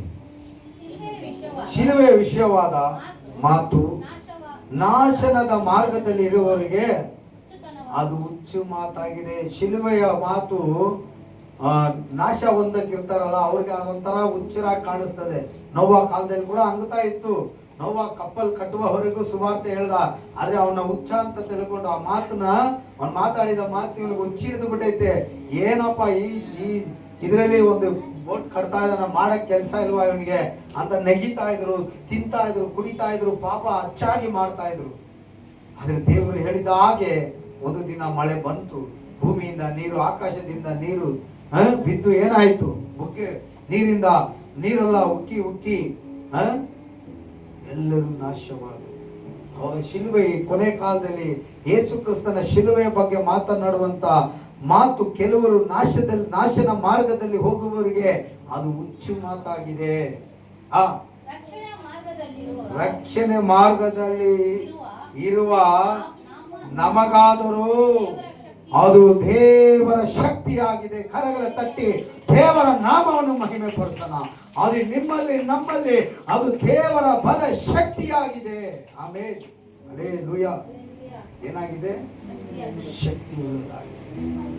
உலகத்தில் இருக்கிற வியாதிகளாகட்டும், வறுமைகளாகட்டும், பேச்சுகளாகட்டும், பொறாமைகளாகட்டும், இது நடுவில் இதுகிற காட்டிலும் உமக்குள்ள எனக்குள்ள இருக்கிற தேவனுடைய ஆவி பெரியவர்.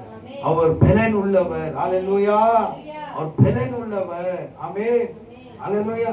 ನಾವು ಯಾವುದಕ್ಕೂ ಏನ್ ಮಾಡಬಾರ್ದು, ಭಯ ಪಡುವಂತವರ ಹಾಗೆ ನಾವು ಇರಲೇಬಾರದು. ಹಲ್ಲೆಲೂಯಾ. ಇನ್ನೊಂದು ವಾಕ್ಯ ಇತ್ತು, ಅದೇ 1 ಕೊರಿಂಥರ್ 2ನೇ ಅಧ್ಯಾಯ 10ನೇ ವಾಕ್ಯ, 2ನೇ ಅಧ್ಯಾಯ 10ನೇ ವಚನ ಓದೋಣ. ನಮಗಾದರೂ ದೇವರು ತನ್ನ ಆತ್ಮನ ಮೂಲಕ ಅದನ್ನು ಪ್ರಕಟಿಸಿದ್ದಾನೆ. ಲೋಕದ ಜನರಿಗೆ ಅದು ಅರಿವಿಲ್ಲ, ಅವ್ರಿಗೆ ಗೊತ್ತಿಲ್ಲ. ಅದಕ್ಕೆ ಅವರು ಹುಚ್ಚುತನದಾಗಿ ನಮ್ಮನ್ನು ಕಾಣ್ತಾ ಇದ್ದಾರೆ. ಆದ್ರೆ ನಮಗಾದರೂ ದೇವರು ತನ್ನ ಆತ್ಮನ ಮೂಲಕ ಏನ್ ಮಾಡಿದ್ದಾರೆ, ಅದನ್ನು ಪ್ರಕಟಿಸಿದನು. ಯಾವ್ದ್ರಿಂದ ನಾವು ತಿಳ್ಕೊಂಡ್ರಿ? ಯೇಸುನೇ ಸತ್ಯ, ಯೇಸುನೇ ಜೀವ, ಯೇಸುನೇ ಮಾರ್ಗ, ಯೇಸುವಿನ ಬಳಿ ನಿತ್ಯ ಜೀವ, ಯೇಸುವಿನ ಮನೆಯಲ್ಲಿ ಎಲ್ಲವೂ ದೊರಕುತ್ತೆ ಅಂತ ನಾವು ಯಾವುದರಿಂದ ನಾವು ತಿಳ್ಕೊಂಡ್ರಿ ಅಂದ್ರೆ, ನಂಬಿಕೆಯನ್ನು ಹುಟ್ಟಿಸಿದವನು, ಆ ನಂಬಿಕೆಯನ್ನು ಪೂರೈಸಿದ ಆ ದೇವರ ಆತ್ಮನ ಮೂಲಕ ನಮಗೆ ಆ ಕಾರ್ಯಗಳು ನಾವು ತಿಳಿದುಕೊಂಡ್ರಿ. ಸತ್ಯನಾ ಇಲ್ವಾ? ಆಮೇಲೆ ಏನ್ ಹೇಳಿತು? ಆ ಆತ್ಮನು ಓದಿ, ಆ ಆತ್ಮನು ಎಲ್ಲಾ ವಿಷಯಗಳನ್ನು, ದೇವರ ಅಗಾಧವಾದ ವಿಷಯಗಳನ್ನು ಕೂಡ ಪರಿಶೋಧಿಸುವವನಾಗಿದ್ದಾನೆ. ಮನುಷ್ಯರ ಒಳಗಿನ ಆಲೋಚನೆಗಳು ಅವನಲ್ಲಿರುವ ಜೀವಾತ್ಮಕ್ಕೆ ಹೊರತು ಮತ್ತಾರಿಗೂ ತಿಳಿಯಲ್ಲ. ನೋಡಿದ, ನಾವು ಒಳಗಡೆ ಏನೇನಿದೆ ನಮ್ಗೆ ಯಾರಿಗೂ, ನಿನ್ನಲ್ಲಿ ಏನಿದೆ, ನನ್ನಲ್ಲಿ ಇದೆ, ಯಾರಿಗನ ಗೊತ್ತಾ? ಇವಾಗ ನಾನು ಪ್ರಸಂಗ ಮಾಡ್ತಾನೆ ಇದ್ದೀನಿ, ನನ್ನ ಹೃದಯ ಎಲ್ಲಿದೆ ಅಂತ ನಿಮಗೆ ಗೊತ್ತಾ? ನೀ ಪ್ರಸಂಗ ಕೇಳ್ತಾನೆ ಇದೆಯಾ, ನಿನ್ನ ಮನಸ್ಸು ಹೃದಯ ಎಲ್ಲಿದೆ ನನಗೆ ಗೊತ್ತಾ? ನಿನಗೂ ಗೊತ್ತಿಲ್ಲ, ನನಗೂ ಗೊತ್ತಿಲ್ಲ. ಆದರೆ ನಿನ್ನಲ್ಲಿ ಏನ್ ಹೇಳುದು? ಆಲೋಚನೆಗಳು ಅವನಲ್ಲಿ ಇರುವ ಜೀವಾತ್ಮಕ್ಕೆ ಹೊರತು ಮತ್ತಾರಿಗೂ ತಿಳಿಯಲ್ಲ. ನೀನೇನು ಮಾಡ್ತೀಯಾ, ಏನು ಎಲ್ಲಿಗೆ ಹೋಗ್ತೀಯಾ, ಏನು ಮಾಡ್ತೀಯಾ, ಏನು ಆಲೋಚನೆ ಮಾಡ್ತೀಯ, ಏನು ಮಾತಾಡಬೇಕು, ಏನು ಯೋಚನೆ ಮಾಡ್ಬೇಕು, ಬಯಸ್ತೀಯಾ, ಇದೆಲ್ಲ ನಿನ್ನ ಆತ್ಮದಲ್ಲಿ ಇರೋವಂಥ ಜೀವ, ಆ ಆತ್ಮಕ್ಕೆ ಮಾತ್ರನೇ ಏನಾಗಿರುತ್ತೆ, ಅದು ಗೊತ್ತಿರುತ್ತೆ. ಆಮೇಲೆ ಹಾಗೆಯೇ ದೇವರ ಆಲೋಚನೆಗಳು ದೇವರ ಆತ್ಮನೇ ಹೊರತು ಬೇರೆ ಯಾರಿಗೂ ಗ್ರಹಿಸುವುದಿಲ್ಲ. ನಿನ್ನ ಆಲೋಚನೆ ಅದು ನಿನಗೆ ಗೊತ್ತು, ಆದ್ರೆ ದೇವರ ಆಲೋಚನೆ ದೇವರಿಗೆ ಗೊತ್ತು, ಅದು ಪರಿಶುದ್ಧ ಆತ್ಮನಿಗೆ ಗೊತ್ತು. ಇದು ಜೀವಾತ್ಮ ಅನ್ನೋದು ನಿನ್ನ ಆತ್ಮ. ನೀನ್ ಏನೇನ್ ಮಾಡ್ತೀಯ ಅದು ನಿನ್ನ ಜೀವಾತ್ಮಕ್ಕೆ ಗೊತ್ತೇ. ಆದ್ರೆ ದೇವರ ವಿಷಯವಾದ ಕಾರ್ಯಗಳು, ಹಾಗೆ ದೇವರ ಆಲೋಚನೆಗಳು ದೇವರ ಆತ್ಮನೇ ಹೊರತು ಬೇರೆ ಯಾರು ಗ್ರಹಿಸುವುದಿಲ್ಲ. ನಿನ್ನಲ್ಲಿರುವ ಆತ್ಮನು ನಿನ್ನನ್ನು ಇಟ್ಟು ದೇವರ ಚಿತ್ತವನ್ನು ಏನು ಮಾಡಬೇಕು ಅದು ದೇವರ ಆತ್ಮಕ್ಕೆ ಗೊತ್ತು. ಆದ್ರಿಂದ ನೀನು ಏನ್ ಮಾಡ್ಬೇಕಂದ್ರೆ, ನೀನು ಪ್ರಾರ್ಥನೆ ಮಾಡುವ ಸಮಯದಲ್ಲಿ ದೇವರ ಆತ್ಮನ ಚಿತ್ತಕ್ಕನುಸಾರವಾಗಿ ನೀನು ಪ್ರಾರ್ಥಿಸುವವನಾಗಿರ್ಬೇಕು. ದೇವರೇ, ನನ್ನನ್ನು ತಾಯಿಯ ಗರ್ಭದಲ್ಲಿಂದ ರೂಪಿಸಿ ಇಲ್ಲಿಯವರೆಗೂ ತಂದಲ್ಲ, ನಿನ್ನ ಚಿತ್ತ ಏನು? ಆ ಆಲೋಚನೆಯನ್ನು ನನಗೆ ತಿಳಿಸ್ಕೊಡು. ನಿನ್ನ ಚಿತ್ತ ನನ್ನ ಮೇಲೆ ಏನಾಗಿದೆ, ನನ್ನ ಭವಿಷ್ಯ ಏನಾಗಿದೆ, ನನ್ನ ಮಕ್ಕಳ ಭವಿಷ್ಯ ಏನಾಗಿದೆ, ನನ್ನ ಕುಟುಂಬದ ಭವಿಷ್ಯ ಏನಾಗಿದೆ, ನನ್ನ ಸಭೆಯ ಭವಿಷ್ಯ ಏನಾಗಿದೆ, ನಿನ್ನ ಚಿತ್ತ ಏನಾಗಿದೆ ನನಗೆ ತಿಳಿಸಿಕೊಡು ಪರಿಶುದ್ಧ ಆತ್ಮನೇ ಅಂತ ಕೇಳುವಾಗ ಖಂಡಿತವಾಗಿ ದೇವರ ಚಿತ್ತಕ್ಕೆ ಅನುಸಾರವಾಗಿ ನಿನ್ನಲ್ಲಿರುವಂತಹ ಪರಿಶುದ್ಧ ಆತ್ಮನು ನಿನಗೆ ಸಹಾಯ ಮಾಡ್ತಾನೆ. ಯಾಕಂದ್ರೆ ಸಹಾಯಕನಾಗಿ ದೇವರು ಆತನನ್ನು ನಮಗೆ ಕಳಿಸಿಕೊಟ್ಟಿರೋ. ಅಯ್ಯೋ எனக்கு உதவி செய்யுங்க யாரும் இல்லை அப்படின்னு நினைக்க கூட, எனக்கு உதவி செய்யறதுக்கு பர்மனண்டா பரிசுத்த ஆவியானவர் எனக்குள்ள இருக்கிறார். என் தேவ ஆவி எனக்குள்ள இருக்கிறது. நான் அவர்கிட்ட கேட்கும் போது கண்டிப்பா அவர் எனக்கு உதவி செய்வார். சொல்லுங்க ஆமெனா நோமேனா? ಅಷ್ಟೇ ನಾ ವಾಕ್ಯ ಓದಿ. ನಾವು ಪ್ರಪಂಚಿಕ ಆತ್ಮವನ್ನು ಹೊಂದದೆ ದೇವರು ದಯಪಾಲಿಸಿರುವ ಕೃಪಾ ವರಗಳನ್ನು ತಿಳಿದುವುದಕ್ಕಾಗಿ ದೇವರಿಂದ ಬಂದ ಆತ್ಮವನ್ನೇ ಹೊಂದಿದ್ದೇವೆ. ನಾವು ಮೆಚುರಿಟಿ ಆಗಿದ್ದೇವಾ, ಇನ್ನ ಅನ್ಮೆಚುರಿಟಿಯಲ್ಲಿ ಇದ್ದೀವಾ? ಹಾಗಾದ್ರೆ ಏನು? ಅನ್ಮೆಚುರಿಟಿಯಲ್ಲಿ ತಕ್ಕಂತ ಬಂದ್ಬಿಡ್ತೀವಿ. ನಾವು ಮೆಚುರಿಟಿ ಆಗಿದ್ದೀವಾ ಅಂದ್ರೆ ನಾವು ಜ್ಞಾನದಲ್ಲಿ ಇದ್ದೀವಾ. ಅನ್ಮೆಚುರಿಟಿ ಅಂದ್ರೆ ವೆರಿ ಗುಡ್. ನನ್ಗೆ ಬರ್ತಾ ಇತ್ತೆ ಇಂಗ್ಲಿಷ್. ಸ್ತೋತ್ರ. ನನ್ನಲ್ಲಿರುವ ದೇವರ ಆತ್ಮ ತಿಳಿಯದ ವಾರ್ತೆಗಳನ್ನು, ಅನ್ಯ ಭಾಷೆಗಳನ್ನು ಬೋರಪಡಿದ, ಅದು ಅನ್ಯ ಭಾಷೆನೇ. ಅವನ ಮೆಚುರಿಟಿ ಇದೆಯಾ, ಅನ್ಮೆಚುರಿಟಿಗೆ ಇದೀವಾ ಅಂತ ನಮ್ಮಲ್ಲಿ ನಾವು ತಿಳಿದುಕೊಳ್ಳುವುದಕ್ಕಾಗಿ ಪರಿಶುದ್ಧ ಆತ್ಮನು ನಮಗೆ ಸಹಾಯ ಮಾಡ್ತಾರೆ. ಅಲ್ಲಿ ಹೇಳುತ್ತೆ, ನಾವು ಪ್ರಪಂಚಿಕ ಆತ್ಮವನ್ನು ಹೊಂದಿದ್ದೇವ. ಒಂದು ಕಾಲದಲ್ಲಿ ಪ್ರಪಂಚಿಕ ಆತ್ಮ ನಮ್ಮಲ್ಲಿತ್ತು. ಇವತ್ತು ನಾವು ಆ ಆತ್ಮಕ್ಕೆ ಸತ್ತು ನಾವೇನಾಗಿದ್ದೇವೆ? ಪರಿಶುದ್ಧತೆಗೆ ಹುಟ್ಟಿದ್ದೇವೆ ಅಲ್ವಾ? ಯೇಸು ಹೇಳಿದ್ರ ಅಲ್ವಾ, ಒಬ್ಬನು ಹೊಸದಾಗಿ ಹುಟ್ಟದಿದ್ದರೆ ಅವನು ದೇವರ ರಾಜ್ಯ ಕಾಣಲಾರನು. ಶರೀರದಿಂದ ಹುಟ್ಟಿದವನು ಶರೀರಕ್ಕೆ ಸಂಬಂಧ, ಆತ್ಮದಿಂದ ಹುಟ್ಟಿದವನು ಆತ್ಮಕ್ಕೆ. ಅವಾಗ ನಾವು ಯಾವತ್ತು ದೀಕ್ಷಾಸ್ನಾನ ತೆಗೆದುಕೊಳ್ಳುತ್ತೇವೋ, ನೀರಲ್ಲಿ ಮುಳುಗುತ್ತೇವೋ, ಹಳೆ ಪಾಪಕ್ಕೆ, ಜೀವಿತಕ್ಕೆ ನಾವು ಸೆತೋಗ್ಬಿಟ್ವಿ. ಪರಿಶುದ್ಧ ಆತ್ಮನ ಸಹಾಯದಿಂದ ನೀತಿಗೆ, ಪರಿಶುದ್ಧತೆಗೆ ನಾವೇನಾಗ್ತೇವೆ? ಹುಟ್ಟಿ ಬರ್ತೇವೆ. ಹಲ್ಲೆಲೂಯ. ಇವಾಗಲೂ ನಾವು ನಮ್ಮ ಪ್ರಪಂಚಿಕ ಆತ್ಮವನ್ನು ಹಾಗೆ ಇಟ್ಕೊಂಡಿದ್ರೆ ಹೇಗೆ? ನಮ್ಮ ಮನಸ್ಸಲ್ಲಿ ಬರಬೇಕು, ಆ ಥಾಟ್ ಬರಬೇಕು, ನನ್ನ ಹಳೆ ಜೀವಿತ ಸೆತ್ತೋಯ್ತಪ್ಪ, ದೀಕ್ಷಾಸ್ನಾನದ ಮೂಲಕ ಸೆತ್ತಾಯ್ತು. ಯೇಸು ಹೇಗೆ ಸೆತ್ತು ಮೂರನೇ ದಿನ ಜೀವಂತವಾಗಿ ಎದ್ದು ಬಂದ್ರು, ಅದೇ ತರ ದೀಕ್ಷಾಸ್ನಾನದ ಮೂಲಕ ನಾನು ಸೆತ್ತು ಜೀವಂತವಾಗಿ ಎದ್ದು ಬಂದುಬಿಟ್ಟೆ ಹೊಸದಾಗಿ. ಆಮೇನ್. ಇನ್ನು ನಾನು ಹಳೆ ಮನುಷ್ಯನಲ್ಲ, ಹಳೆ ಕ್ಯಾರೆಕ್ಟರ್ ಅಲ್ಲ, ಹಳೆ ಯೋಚನೆ ಅಲ್ಲ, ಎಲ್ಲ ತೆಗೆದು ಬಿಸಾಕ್ಬೇಕು. ದೇವರ ಸೇವೆ ಮಾಡುವರು ನಡೆ ನುಡೆ ಪ್ರೀತಿ ಪ್ರತಿಯೊಂದರಲ್ಲಿ ನಾವು ಫಸ್ಟ್ ಮಾದರಿಯಾಗಿರ್ಬೇಕು. ವಿಶ್ವಾಸಿಗಳಿಗೆ, ಮಕ್ಕಳಿಗೆ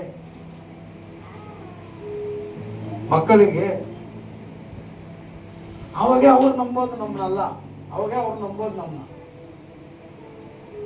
ಇಲ್ಲಾಂದ್ರೆ ನಂಬಲ್ಲ, ಇವ್ರು ನಂಬಲ್ಲ. ನಾವು ಮಾದರಿಯಾಗಿರ್ಬೇಕು. ಆದ್ರಿಂದ ಪ್ರಪಂಚಿಕ ಆತ್ಮವನ್ನು ನಾವು ಹೊಂದದೆ ದೇವರು ನಮಗೆ ದಯಪಾಲಿಸಿರುವ ಕೃಪಾ ವರಗಳನ್ನು ತಿಳಿದುಕೊಳ್ಳುವುದಕ್ಕಾಗಿ ದೇವರಿಂದ ಬಂದ ಆತ್ಮವನ್ನೇ ನಾವು ಹೊಂದಿದ್ದೇವಾ? ಹೊಂದಿದ್ದೇವಾ? ನಾವು ಪರಿಶುದ್ಧ ಆತ್ಮನನ್ನು ಹೊಂದಿದ್ದೇವೆ. ಆಮೇಲೆ ದಾವೀದ ಹೇಳ್ದ, ನಿನ್ನ ಸನ್ನಿಧಾನದಿಂದ ನನ್ನನ್ನು ತಳ್ಬೇಡ ಸ್ವಾಮಿ. ಅಪ್ಪ, ನಿನ್ನ ಪರಿಶುದ್ಧ ಆತ್ಮವನ್ನು ನನ್ನಿಂದ ಏನ್ ಮಾಡಬಾರ್ದು? ತೆಗೆಯಬೇಡ ಸ್ವಾಮಿ. ಯೇಸು ಹೇಳುತ್ತಾರೆ, ಪರಿಶುದ್ಧ ಆತ್ಮನು ಸದಾ ನಿಮ್ಮಲ್ಲಿ ಇರುವನು. ಸತ್ಯದ ಆತ್ಮನು ನಿಮ್ಮ ಮೇಲೆ ಬರುವಾಗ ಸಕಲ ಸತ್ಯದಲ್ಲಿ ನಡೆಸಿಕೊಂಡು ಹೋಗ್ತಾರೆ. ಆಮೇಲೆ ಯಾವಾಗವರೆಗೂ ಪರಿಶುದ್ಧ ಆತ್ಮ ನಮ್ಮಲ್ಲಿ ಇರ್ತಾರೆ? ಯಾವಾಗವರೆಗೂ? ಯುಗದ ಪರಲೋಕಕ್ಕೆ ಹೋದ್ಮೇಲೆ ಪರಿಶುದ್ಧ ಆತ್ಮನು ಎಲ್ಲಿ ಹೋಗ್ತಾರೆ ಹೇಳಿ? ಪರಿಶುದ್ಧಾತ್ಮ ಸದಾ ನಮ್ಮಲ್ಲಿ ಇರೋಕ್ಕೆ ಭೂಮಿಯಲ್ಲಿ ಕೊಟ್ಟು ಬಿಟ್ರು. ಒಂದು ವೇಳೆ ಪರಲೋಕಕ್ಕೆ ನಾವು ಹೋಗ್ಬಿಟ್ರು ಯೇಸು ಬಂದ್ಮೇಲೆ, ಪರಿಶುದ್ಧಾತ್ಮ ಎಲ್ಲಿರ್ತಾರೆ ಮತ್ತೆ? ನಮ್ಮಲ್ಲಿ ಇರಲ್ಲ. ಯಾಕಿರ್ಬೇಕು? ಈ ಭೂಮಿಯಲ್ಲಿ ನಿನಗೆ ಸಹಾಯಕನಾಗಿ ಕೊಟ್ಟಿದ್ದಾರೆ.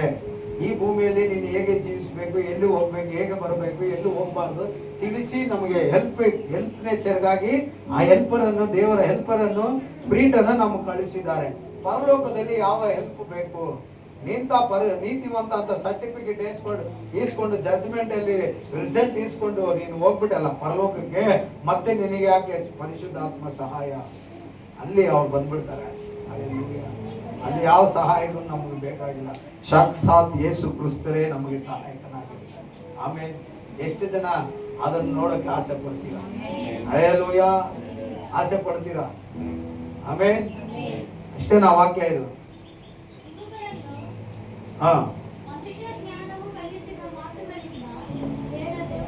ಇವುಗಳನ್ನು ಎಲ್ಲಿಂದ ಓದ್ತಾ ಇದ್ದೀರಾ? 13. ಇವುಗಳನ್ನು ಮನುಷ್ಯನ ಜ್ಞಾನವು ಕಲಿಸಿದ ಮಾತುಗಳೆಂದು ಹೇಳದೆ ದೇವರ ಆತ್ಮನೇ ಕಲಿಸಿಕೊಟ್ಟ ಮಾತುಗಳೆಂದು ಹೇಳಿ ಆತ್ಮ ಸಂಬಂಧವಾದಗಳನ್ನು ಆತ್ಮನಿಗೆ ಯುಕ್ತವಾದ ರೀತಿಯಲ್ಲಿ ವಿವರಿಸುತ್ತೇವೆ. ಹಾಲೆಲೂಯಾ. ನಾವು ಬಂದು ಮನುಷ್ಯ ಜ್ಞಾನ ನಾವು ಓದಿ ಗೀದಿ ಬಂದು ನೋಡಿ, ಆ ಬುಕ್ಕೆ ಅಲ್ಲೇ ಇದೆ. ನಾನು ಬೇರೆ ಬೈಬಲಲ್ಲಿ ಪ್ರಸಂಗ ಮಾಡಿ, ನಾನು ತಂದಿರೋ ಪ್ರಸಂಗ ಕೆಳಗಡೆ ಇದೆ. ಇದು ಬಂದು ಅದು ಬಂದು ಮನುಷ್ಯರ ಜ್ಞಾನ ಬರೆದುಕೊಂಡು ಬಂದಿರೋದು. ಆತ್ಮ ಅದರಲ್ಲಿ ಕನ್ವರ್ಟ್ ಆಗಿಲ್ಲ. ಆದರೆ ಇಲ್ಲಿ ಬಂದು ನಾನು ವಾಕ್ಯ ತೆಗೆಯುವಾಗ ಆತ್ಮ ಬೈಬಲ್ ವಾಕ್ಯದಲ್ಲಿ ಕನೆಕ್ಟ್ ಕೊಟ್ಟರು, ನನಗೆ ಕಲೆಕ್ಷನ್ ಮಾಡಿದ್ರು. ಇದು ಮನುಷ್ಯನ ಜ್ಞಾನದ ವಾಕ್ಯ ಅಲ್ಲ, ಇದು ದೇವರ ಆತ್ಮನ ವಾಕ್ಯ. ಆಮೇಲೆ ಹಲ್ಲೆಲೂಯಾ, ಪ್ರೈಸ್ ದಿ ಲಾರ್ಡ್. ಇವಾಗ ನೀವು ತಿಳಿದುಕೊಳ್ಬೇಕು ಏನಂತ, ಇವುಗಳನ್ನು ಮನುಷ್ಯನ ಜ್ಞಾನವು ಕಲಿಸಿದ ಮಾತುಗಳೆಂದು ಹೇಳದೆ ದೇವರ ಆತ್ಮನೇ ಕಲಿಸಿಕೊಟ್ಟರು ಪಾಸ್ಟರ್ಗೆ ಮಾತುಗಳಿಂದ ಹೇಳಿ ಆತ್ಮ ಸಂಬಂಧವಾದಗಳನ್ನು ಆತ್ಮನಿಗೆ ಯುಕ್ತವಾದ ರೀತಿಯಲ್ಲಿ ಈ ವಾಕ್ಯ ನಮಗೆ ವಿವರಿಸುತ್ತೆ ಅಂತ ನೀವು ಅರ್ಥ ಮಾಡ್ಕೊಳ್ಬೇಕು. ಹಲ್ಲೆಲೂಯಾ. ನಾ ಅರ್ಥ ಮಾಡ್ಕೊಂಡೆ ಪರಿಶುದ್ಧ ಆತ್ಮನು ನಮ್ಮೊಟ್ಟಿಗೆ ಮಾತಾಡ್ತಾ ಇದ್ದಾರೆ ಅಂತ. ನೀವು ಅದನ್ನು ಅರ್ಥ ಮಾಡ್ಕೊಳ್ಬೇಕು. ಪಾಸ್ಟ್ರು ಮಾತಾಡ್ತಾ ಇದ್ದಾರೆ ಅಂತಲ್ಲ, ಪರಿಶುದ್ಧ ಆತ್ಮ ಸಂಬಂಧವಾದ ಮಾತುಗಳನ್ನು ಮಾತಾಡ್ತಾ ಇದ್ದಾರೆ. ಓದಿ. ಪ್ರಕೃತಿಯ ಮನುಷ್ಯನು ದೇವರ ಆತ್ಮನ ವಿಷಯಗಳನ್ನು ಬೇಡವೆನ್ನುತ್ತಾನೆ, ಅವು ಅವನಿಗೆ ಹುಚ್ಚು ಮಾತಾಗಿ ತೋರುತ್ತದೆ. ನೋಡಿದ್ರ, ನಾಶನ ಮಾರ್ಗದಲ್ಲಿ ಇರುವವರಿಗೆ ಚಿಲುವೆಯ ಮಾತು ಹುಚ್ಚು ಮಾತಾಗಿದೆ. ಅದು ನಮಗೆ ಆದರೂ ಬಲಶಕ್ತಿ ಮಾತಾಗಿದ್ರೆ ನಾನು ಸತ್ರನ್ನು ದೇವರ ರಾಜ್ಯದಲ್ಲಿ ಬದುಕೊಳ್ತೇನೆ ಅಂತ ಒಂದು ಭರವಸೆಯನ್ನು ದೇವರು ನಮಗೆ ಕೊಟ್ಟಿದ್ದಾರೆ. ಮನುಷ್ಯ ಭೂಮಿಯಲ್ಲಿ ಹುಟ್ಟುತ್ತಾನೆ, ಒಟ್ಟು 2 ಸತಿ ಹುಟ್ಟುತ್ತಾನೆ. ಒಟ್ಟು ಮನುಷ್ಯ 2 ಸತಿ ಸಾಯ್ತಾನೆ. ನಿಮ್ಗೆ ಗೊತ್ತಾ ಎಷ್ಟು ಸತಿ ಹುಟ್ಟುತ್ತಾನೆ ಮನುಷ್ಯ?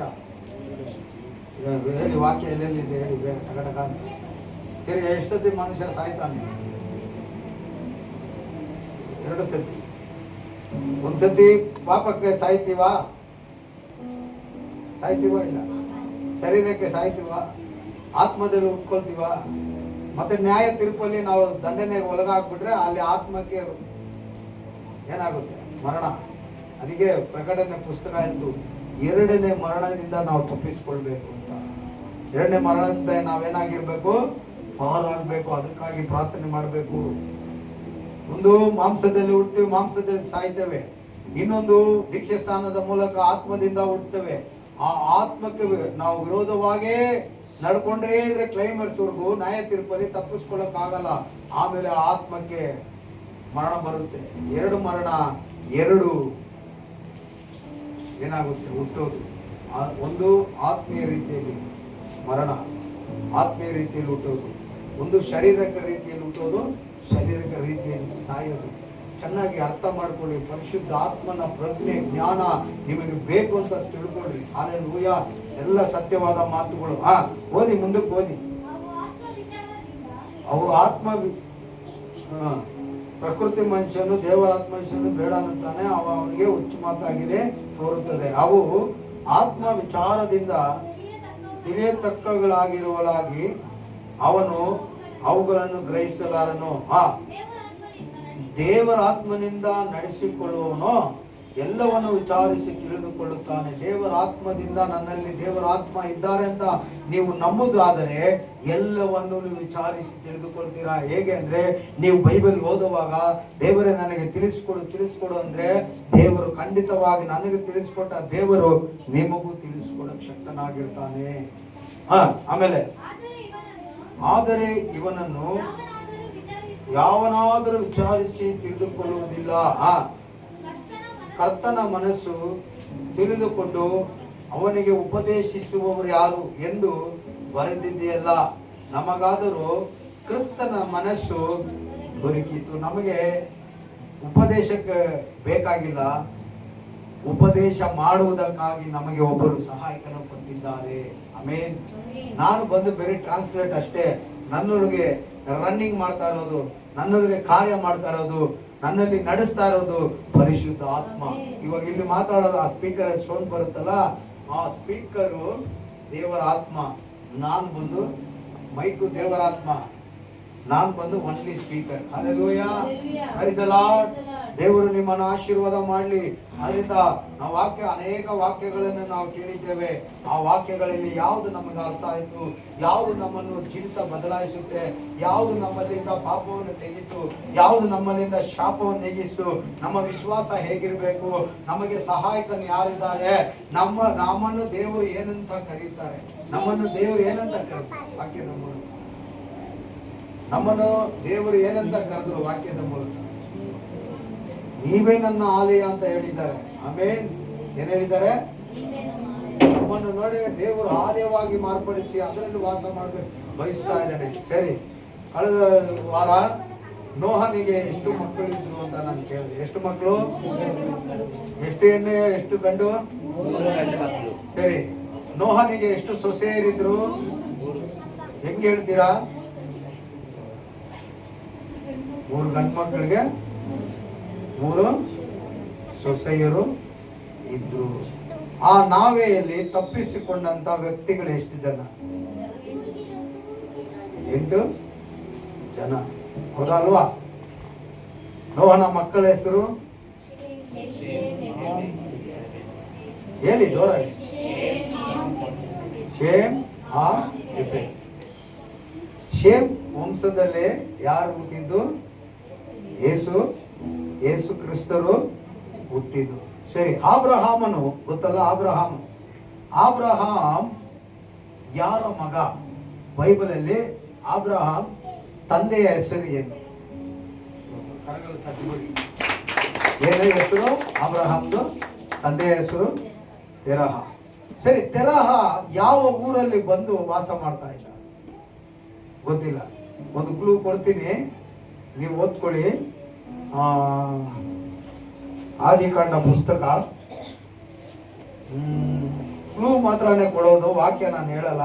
ನೀವು ಅದನ್ನು ಕಂಡಿಡಿದು ಬರೋ ವಾರ ನೀವು ಹೇಳ್ಬೇಕು. ಪರ್ಫೆಕ್ಟಾಗಿ ಒಂದು 10 ಕ್ವಶ್ಚನ್ ಹೇಳೋವರೆಗೆ ಗಿಫ್ಟ್ಗಳು ಇಟ್ಟಿರ್ತೀವಿ.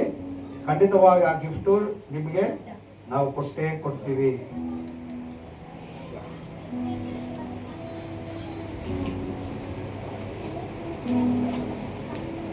ಆದಿಕಾಂಡ 10ನೇ ಅಧ್ಯಾಯದಿಂದ 12ನೇ ಅಧ್ಯಾಯದವರೆಗೂ 11, 12, 2 ಅಧ್ಯಾಯಗಳಲ್ಲಿ 11, 12 2 ಅಧ್ಯಾಯಗಳಲ್ಲಿ ನೀವು ಬರೋ ವಾರ ಇವಾಗ ಯಾರು ಹೇಳಕ್ ಹೋಗ್ಬೇಡಿ. ಎಲ್ಲ ಮುಚ್ಚಿರಿ, ಇವಾಗ ಬೈಬಲ್ ಮುಚ್ಚಿರಿ. ಆದಿಕಾಂಡ 10ನೇ ಅಧ್ಯಾಯದಿಂದ 12ನೇ ಅಧ್ಯಾಯದವರೆಗೂ ನಿಮಗೊಂದು ಕ್ಲೂ ಕೊಟ್ಟಿದ್ದೀನಿ. ತೆರಹ ಯಾವ ಊರಲ್ಲಿ ವಾಸ ಮಾಡ್ತಾ ಇದ್ದ? ಈ ಕ್ವಶನ್ಗೆ ಆನ್ಸರು ಬರೋ ವಾರ ನೀವು ತೆಗೆದುಕೊಂಡು ಬರಬೇಕಂತ ನಿಮ್ಮನ್ನ ತಾಳ್ಮೆ ಕೇಳ್ಕೊಳ್ತೀನಿ. ಮತ್ತೆ ಫ್ರೈಡೇಯಲ್ಲಿ ಫಾಸ್ಟಿಂಗ್ ಪ್ರೇಯರ್ ಇದೆ. ನಾನು ನಿಜವಾಗ್ಲೂ ಹೇಳ್ತೀನಿ ನೋಡಿ, ದೇವರ ವಾಕ್ಯ ಹೇಳುತ್ತೆ, ನಿನ್ನ ತಲೆ ಮೇಲೆ ಕೂಡ ಆನೆ ಇಡಬೇಡ, ಈ ಭೂಮಿ ಮೇಲೆ ಕೂಡ ಆನೆ ಇಡಬೇಡ, ಆಕಾಶದ ಮೇಲೆ ಕೂಡ ಆನೆ ಇಡಬೇಡ. ಯಾಕಂದ್ರೆ ಆಕಾಶ ಆತನ ಸಿಂಹಾಸನ, ಭೂಮಿ ಆತನ ಪಾದಪೀಠ. ಹೌದಂದ್ರೆ ಹೌದು, ಇಲ್ಲ ಅಂದ್ರೆ ಇಲ್ಲ. ಹೌದಂದ್ರೆ ಹೌದು, ಕೆಲ್ಸಕ್ಕೆ ಹೋಗಿದ್ದೀನಿ ಅಂದ್ರೆ ಹೋಗಿದ್ದೀನಿ, ಇಲ್ಲ ಅಂದ್ರೆ ನೆಟ್ಟಿಗೆ ಬಂದು ದೇವರ ಸಮ್ಮುಖದಲ್ಲಿ ಕುಳಿತುಕೊಳ್ಳಿ. ಮನೆಯಲ್ಲೇ ಇದ್ಕೊಂಡು ನಾನು ಕೆಲಸದಲ್ಲಿದ್ದೀನಿ, ಅಲ್ಲಿ ಹೋಗ್ತಾ ಇದ್ದೀನಿ, ಅದೆಲ್ಲ ಬೇಡ. ದೇವ್ರ ವಾಕ್ಯ ಹೇಳುತ್ತೆ. ಹೌದಂದ್ರೆ ಅದಕ್ಕೆ ಮಿಂಚಿನದು ಸೈತಾನಿನಿಂದ ಬಂದಂತ ಕೆಲಸ ಅಂತೆ. ಸೈತಾನನಿಗೆ ನಾವು ಯಾಕೆ ಅವಕಾಶ ಒಂದ್ ವೇಳೆ ನಮ್ಗೆ ಬರೋಕ್ಕಾಗಿಲ್ಲ ಅಂದ್ರೆ, ಇಲ್ಲ ನನಗೆ ಟಯರ್ಡ್ ಆಗಿದೆ ನಿಜವಾಗ್ಲೂ ಇದ್ರೆ ನಮ್ಮ ಮನೇಲೇ ಇದ್ದೀನಿ ಬರೋಕ್ಕಾಗಲ್ಲ ಅಂತ ನನಗೋಸ್ಕರ ಪ್ರಾರ್ಥನೆ ಮಾಡ್ರಿ ಅಂತ ಹೇಳ್ಬಿಡ್ರಿ. ಅವ್ರಿಗೂ ಒಬ್ಬ ಗಂಡಸಿಂದ ಹೆಂಗಸಿಗೆ ಎಷ್ಟು ಟಯರ್ಡ್ ಅಂದ್ರೆ, ನಾನು ರಾತ್ರಿ ಇದ್ದ ನೋಡಿದೆ, ಮಿಕ್ಕಿದಲ್ಲ ನಾನು ಹೋಗಿ ಮಲಗಿದೆ ಸ್ವಲ್ಪ ಹೊತ್ತು, ಅವ್ರು ಮಲಗೇ ಇಲ್ಲ. ಆ ಕೈ ಎಷ್ಟಂತ, ಒಂದು ಹೆಣ್ಣು ಗರ್ಭ ಧರಿಸಿ ಆ ಮಗುನ ಎತ್ತಿ ಡೆಲಿವರಿ ಆಗಷ್ಟಿಗೆ ಅರ್ಧ ಜೀವ ಹೋಗಿ ಬರುತ್ತೆ ಅವ್ರಿಗೂ. ಆದ್ದರಿಂದ ಹೇಳ್ತಾ ಇದ್ದೀನಿ, ಆದ್ದರಿಂದ ಯಾರೋ ನಮಗೆ ಈ ಸೇವೆಯಲ್ಲಿ ಏನೋ ಮೋಟಿವೇಶನ್ ಮಾಡೋಕ್ಕೆ, ಉತ್ಸಾಹ ಪಡಿಸೋಕ್ಕೆ ಬೇರೆ ಸೇವೆ ಮಾಡೋರು ಇಲ್ಲಿ ಬಂದು ನಮಗೆ ಸಪೋರ್ಟ್ ಮಾಡ್ತಾರೆ. ನಾವು ಏನು ಮಾಡಬೇಕು? ಸಪೋರ್ಟರ್ ಆಗಿರಬೇಕು. ಆದ್ದರಿಂದ ಕೂಡಿ ಬನ್ನಿ. ನಾಳೆ ಸಾಯಂಕಾಲ ಫಾತಿಮಮ್ಮ ಮನೆಯಲ್ಲಿ ಸರಿಯಾಗಿ 7 ಗಂಟೆಗೆ ಒಂದು ಪ್ರಾರ್ಥನೆ ಕೂಟ. ನಾನು ದಯವಿಟ್ಟು ಹೇಳ್ತೀನಿ ನೋಡಿ, ಯಾರ ಮನೆಯಲ್ಲ ಪ್ರಾರ್ಥನೆಗೆ ನಾವು ಹೋಗುವಾಗ ಅವ್ರ ಮನೇಲಿ ಅಡುಗೆ ಮಾಡಿರ್ತಾರೆ, ಅದು ಮಾಡಿರ್ತಾರೆ, ಆ ಥರ ಯೋಚನೆ ನಾವು ಮಾಡಬಾರ್ದು. ಒಂದು ಗ್ಲಾಸ್ ನೀರು ಕೊಟ್ರೇನು, ಒಂದು ಗ್ಲಾಸ್ ಕಾಫಿ ಕೊಟ್ರೇನು ನಾವೇನು ಮಾಡಬೇಕು? ಅದನ್ನು ನಾವು ಸ್ವೀಕರಿಸ್ಕೊಳ್ಬೇಕು. ಒಂದು ವೇಳೆ ಅವ್ರಿಗೇನಾದ್ರೂ ಇಲ್ಲ ನಾನು ಅಡುಗೆ ಮಾಡ್ತೀನಿ ಅಂದರೆ ನೀವೇನು ಮಾಡಬೇಕು? ಫಾಸ್ಟ್ ಆಗಿ ತಿಳಿಸ್ಬಿಡ್ರಿ, ಈ ಥರ ನಾವು ಏನು ಮಾಡ್ತಾ ಇದ್ದೀವಿ, ಮನೇಲಿ ಅಡುಗೆ ಮಾಡ್ತಾ ಇದ್ದೀವಿ ಅಂತ ಹೇಳಿದ್ರೆ ಅವರು ಗ್ರೂಪ್ ಎಲ್ಲರಿಗೂ ಹೇಳ್ಬಿಡ್ತಾರೆ. ಅವ್ರು ಅಡುಗೆ ಮಾಡಿರ್ತಾರೆ ಬನ್ನಿ ಅಂದರೆ ಅವಾಗ ಸ್ವಲ್ಪ ಕೆಲಸ ಕಮ್ಮಿ ಆಗುತ್ತೆ ಅಲ್ವಾ? ಅದರಿಂದ ನಾನು ಹೇಳ್ತಾ ಇರೋದು, ನಾವು ಪ್ರಾರ್ಥನೆ ಮುಖ್ಯ. ನಮಗೆ ಶರೀರದ ಆಹಾರಕ್ಕಿಂತ ನಮಗೆ ಯಾವ ಆಹಾರ ಮುಖ್ಯವಾಗಿದೆ? ಯಾವುದು? ಎಲ್ಲಿ ಹೇಳಲ್ಪಟ್ಟಿದೆ? ಓದಿ ಒಂದು ವಾಕ್ಯ ಹಂಗೆ. ಇಲ್ಲಿ ಮನೆ ಮರ್ತುಬಿಟ್ಟೆ. ತಿನ್ನುವುದು ಕುಡಿಯುವುದು ಎಲ್ಲಿದೆ? 1 ಕೊರಿಂಥರ್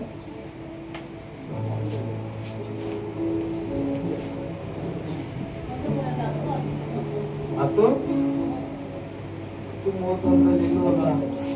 ಅದು ನೀವು ಉಂಡರೆ ಕುಡಿದರೆ ಏನೇನು ಮಾಡಿದ್ರೇನು ದೇವರ ನಾಮ ಮಹಿಮೆ. ಇದು ಈ ವಾಕ್ಯ ಇರ್ಬೇಕಲ್ಲ. ಉಂಡರು ಇದು ತಿನ್ನುವುದು ಕುಡಿಯುವುದು ದೇವರ ರಾಜ್ಯ ಅಲ್ಲ. ಎಲ್ಲ ಬಿಟ್ಟಿದ್ದೀವಿ ಬಿಡಿ, ಅದು ಕೊಡೋಣ ಇನ್ನೊಂದು ದಿನ. ಅದರಿಂದ ನಾವು ಏನು ಮಾಡಬಾರ್ದು?